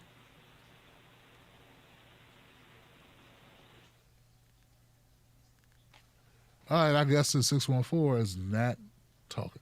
Let's just keep it moving. 510, you're live, Freedom Friday. What's your name? What's your comment? All right, what's cracking, big dog? It's Jay from California, man. It's good to hear you back on the live again. No doubt, Jay. What's happening, man? Talk to me. Oh man, bro, I'm just calling in, man. Thinking about you was talking about Jim Clyburn, bro, and I was thinking like all those people that had jumped on Bernie for like, oh, why didn't he go talk to Clyburn? Like, bro, you can't go talk to somebody that's bought and paid for it. There was nothing that Bernie was going to say to Jim Clyburn that his donors wasn't speaking louder in his ear. And it was, you know, the same thing goes with all these centrists, bro. The same thing with, I remember everybody, oh, Biden's going to get pushed to the left. Biden going to get pushed to the left. It's like, bro, you can scream at Biden all you want. The last people in the room with him and the people that paid his checks is the donors, bro. Those are the only these garbage people that he immediately is putting in all these positions.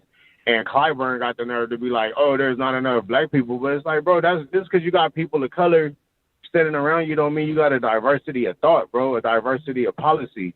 And that's the problem right now. And it's like you talking, it's like we got Biden and Kamala Harris both being rewarded essentially for just detriment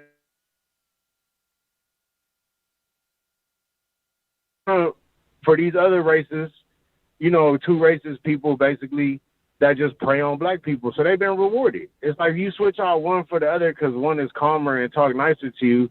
But right off the bat, right off the jump, Biden is already telling the left, you know, fuck off basically. You know what I'm saying? And that's a bad fucking spot to be in as far as being progressive and wanting change. You got Obama coming out talking all this crap about defund the police. Like, bro, like, remember when he said, what did he say? He was like, oh, Trayvon can be my son. You know, like, and now he over here, you know, buck dancing for this shit. So it's a trip, man, to watch it go down. I kind of had a feeling that was going to happen anyway. You know, as far as the vaccine go, I don't know what's up with that. I'm going to keep wearing my mask, bro. It's a proven fact that your mask works if everybody wears it. You know, I've been in California, bro. I'm always in two different cities. It's a tale of two cities, bro. One city, I know 200 cases a day, hospital filled to the brim. Another county, you know, they got a mask mandate. Everybody complies to it. They don't have no problems. Yeah, it's people dying, it's people catching it from different stuff, but it's not breaking out because when you go in these public places, everybody's wearing their mask. Yeah. You know, so, you know, I just thought I'd leave that nugget out there, man. Keep everybody safe, stay healthy. You know what I'm saying? I'm glad that I caught you live. It's been a while, bro, and I love this show. You know, you doing your thing, bro. You know, defund the police. Let's get some kind of Medicare for these people. You know, and as usual, bro, fuck the Proud Boys, homie. And you keep it safe, bro. Keep doing what you're doing. You know what I'm saying? And I'll holler at you next time, big dog. That's what's up, Jay. Thank you for calling, man. Good to hear from you. And, yeah, man, I agree with the whole, with everything you said, including fuck the Cowboys. The Washington football team finally beat those guys twice in a year, man. That's beside the point. Shout out to Big Moose. He would have loved to see that, man. He was a big Washington football team fan, man. Wow. Wow. What a night, guys. What a night. Okay, so it's kind of light tonight, you know. It's okay. Some people didn't realize it. I think some people think I left YouTube. Or they've been unsubscribed. Or YouTube cut off my notifications, man. Every day, I shit you guys not. Every day, I lose 50 to 100 subscribers every day. And I know for a fact it's not because people are unsubscribing. Sometimes people get pissed off at the video and they unsubscribe, but I was off for a week. So they weren't getting videos to get pissed off at. So YouTube is unsubscribing and removing notifications. So check your notifications. And man, I've been here for so many years. I've been putting up with this shit for so long. I don't even let it get to me no more. I just let you know why the phone calls went from 1,000 people watching them to, 500. 1,000 to 500 in a week. So it's YouTube. But, I got my great people on Facebook, and Facebook is doing a rebound. So Facebook's coming back, and more people on Facebook are coming back, and it'll be what it's going to be, man. But the bottom line is, for us to have a real movement, a revolution for the people powered, we cannot rely on social media only, right? So it's my job to meet people where they're at, to reach them through other mechanisms, to be a good steward of the show and a good president of this company, and a good Wolfpack leader, right? To take it in the right direction and to do things so I can reach new people so we can grow. So I can't leave that all up to algorithms. It's stuff I got to do. So I got to get better at that. I take responsibility, man, because the buck stops with me. So as pissed off as I get at YouTube and Facebook that, it ain't up to them, man. They don't have a vested interest that we educate people and inform people. That's our job. That's my job, man. I got to find a way to make that happen. And as long as I had that attitude, we'll keep coming up with innovative ways to wake people up, man. And I want to thank everybody who supports this show, man. I'm trying to tell you, man, I don't even know if I deserve it, but I thank you so much for your support. And I'm damn glad to have it, okay? So shout out to everybody who called tonight who left thoughtful comments, meaningful comments, real passionate comments, or dropped some dimes, some information. And you really made the show better, man. You always do. So thanks for being consistent in your support. All my Wolfpack, all you Johnsons out there, that's what's up. We're working on a cookbook. We're working on a cornbread cookbook. Mrs. Black had an idea, and I said, "Hey, I'll try." She's like, I got an idea." I'm like, she said, "You gonna go with it?" I said, "Yeah, whatever. Yeah, you let me do this crazy shit for a decade? Yes, baby, whatever. You got an idea?" And Les is really, really. I mean, it'd have to involve ski jumping or skiing or jumping out of a plane, skydiving for me to turn it down. So she said, "A cornbread cookbook." I said, "I'm down. What up?" So that's coming. What else, guys? Oh, I want to go now and go to people in the super chat and read off some comments. If we got some super chats, I don't know. I haven't been watching, but we might have a few people who get to the show tonight, and I want to shout them out. Let them know how much we appreciate them, man, for being here, man. But we got a few people, man. Thank you, guys. And we got Sam K. Tim Black is back. Hell yeah. That's right, Sam. Thank you, Sam. Anthony. Thanks, Sam. Anthony. Solly Walker. Tim, can you please interview Yvette Cornell or Antonio Moore? Roger Meadows. They have YouTube shows. Why would I interview them? Ask them to interview me. They got shows. Yvette and I follow each other on Twitter, though. Roger. Michigan Biz Owner articulated perfectly. What's up? Bose Einstein. U.S. needs $6 trillion to survive drug vaccines. According to economists, U.S. can print money without impacting global economy. Both parties. BAP started $10 trillion, not $2.2 trillion. Getting offered $1.8 just to settle for $900 billion, we might end up with $5 trillion instead. To corporate bailout, terrible negotiation skills. Yeah, it was horrible negotiation skills. But it's not a mistake. It was a decision. A bad decision, Nancy. Well, listen.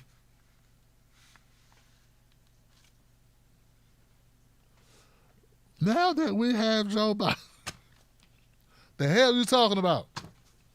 What that got to do with us getting half the money, losing $1 trillion with your negotiating tactics, lady? Joe Dyson, what's Trump got to do with it? What's Trump got to do with it? What's Trump but second-hand Joe Biden?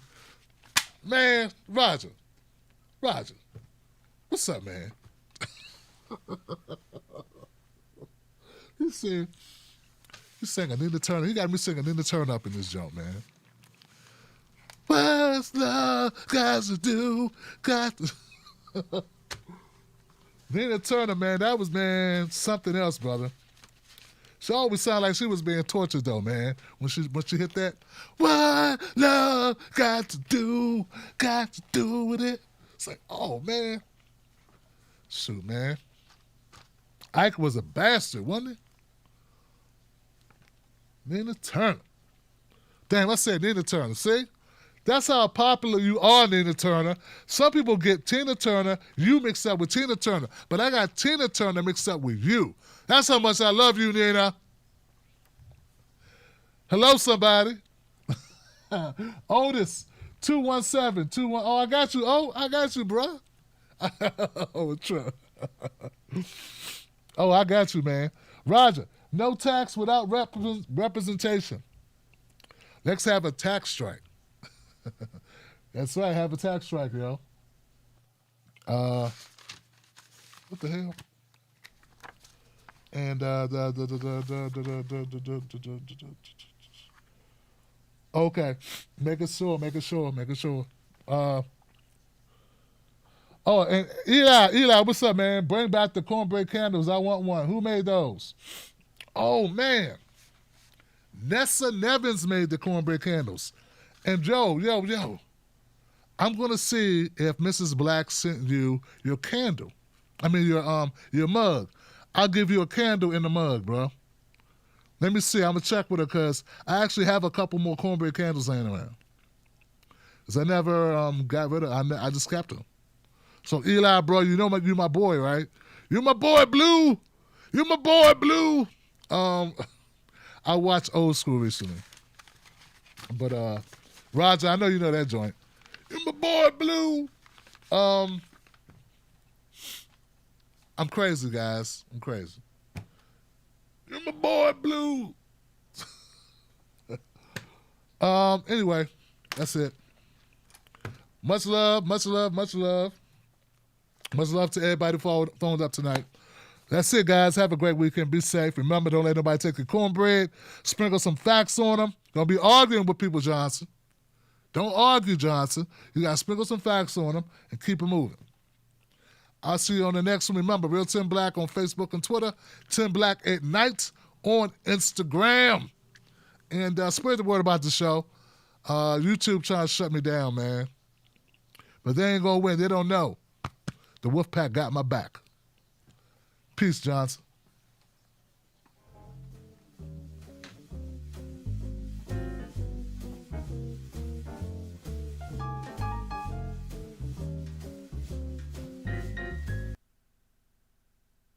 Tim Black.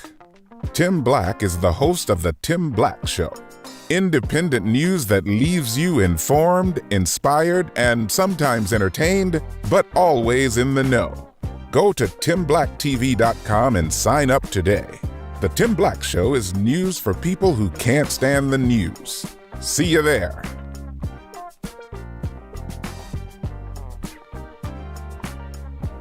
Yeah, see you there, y'all.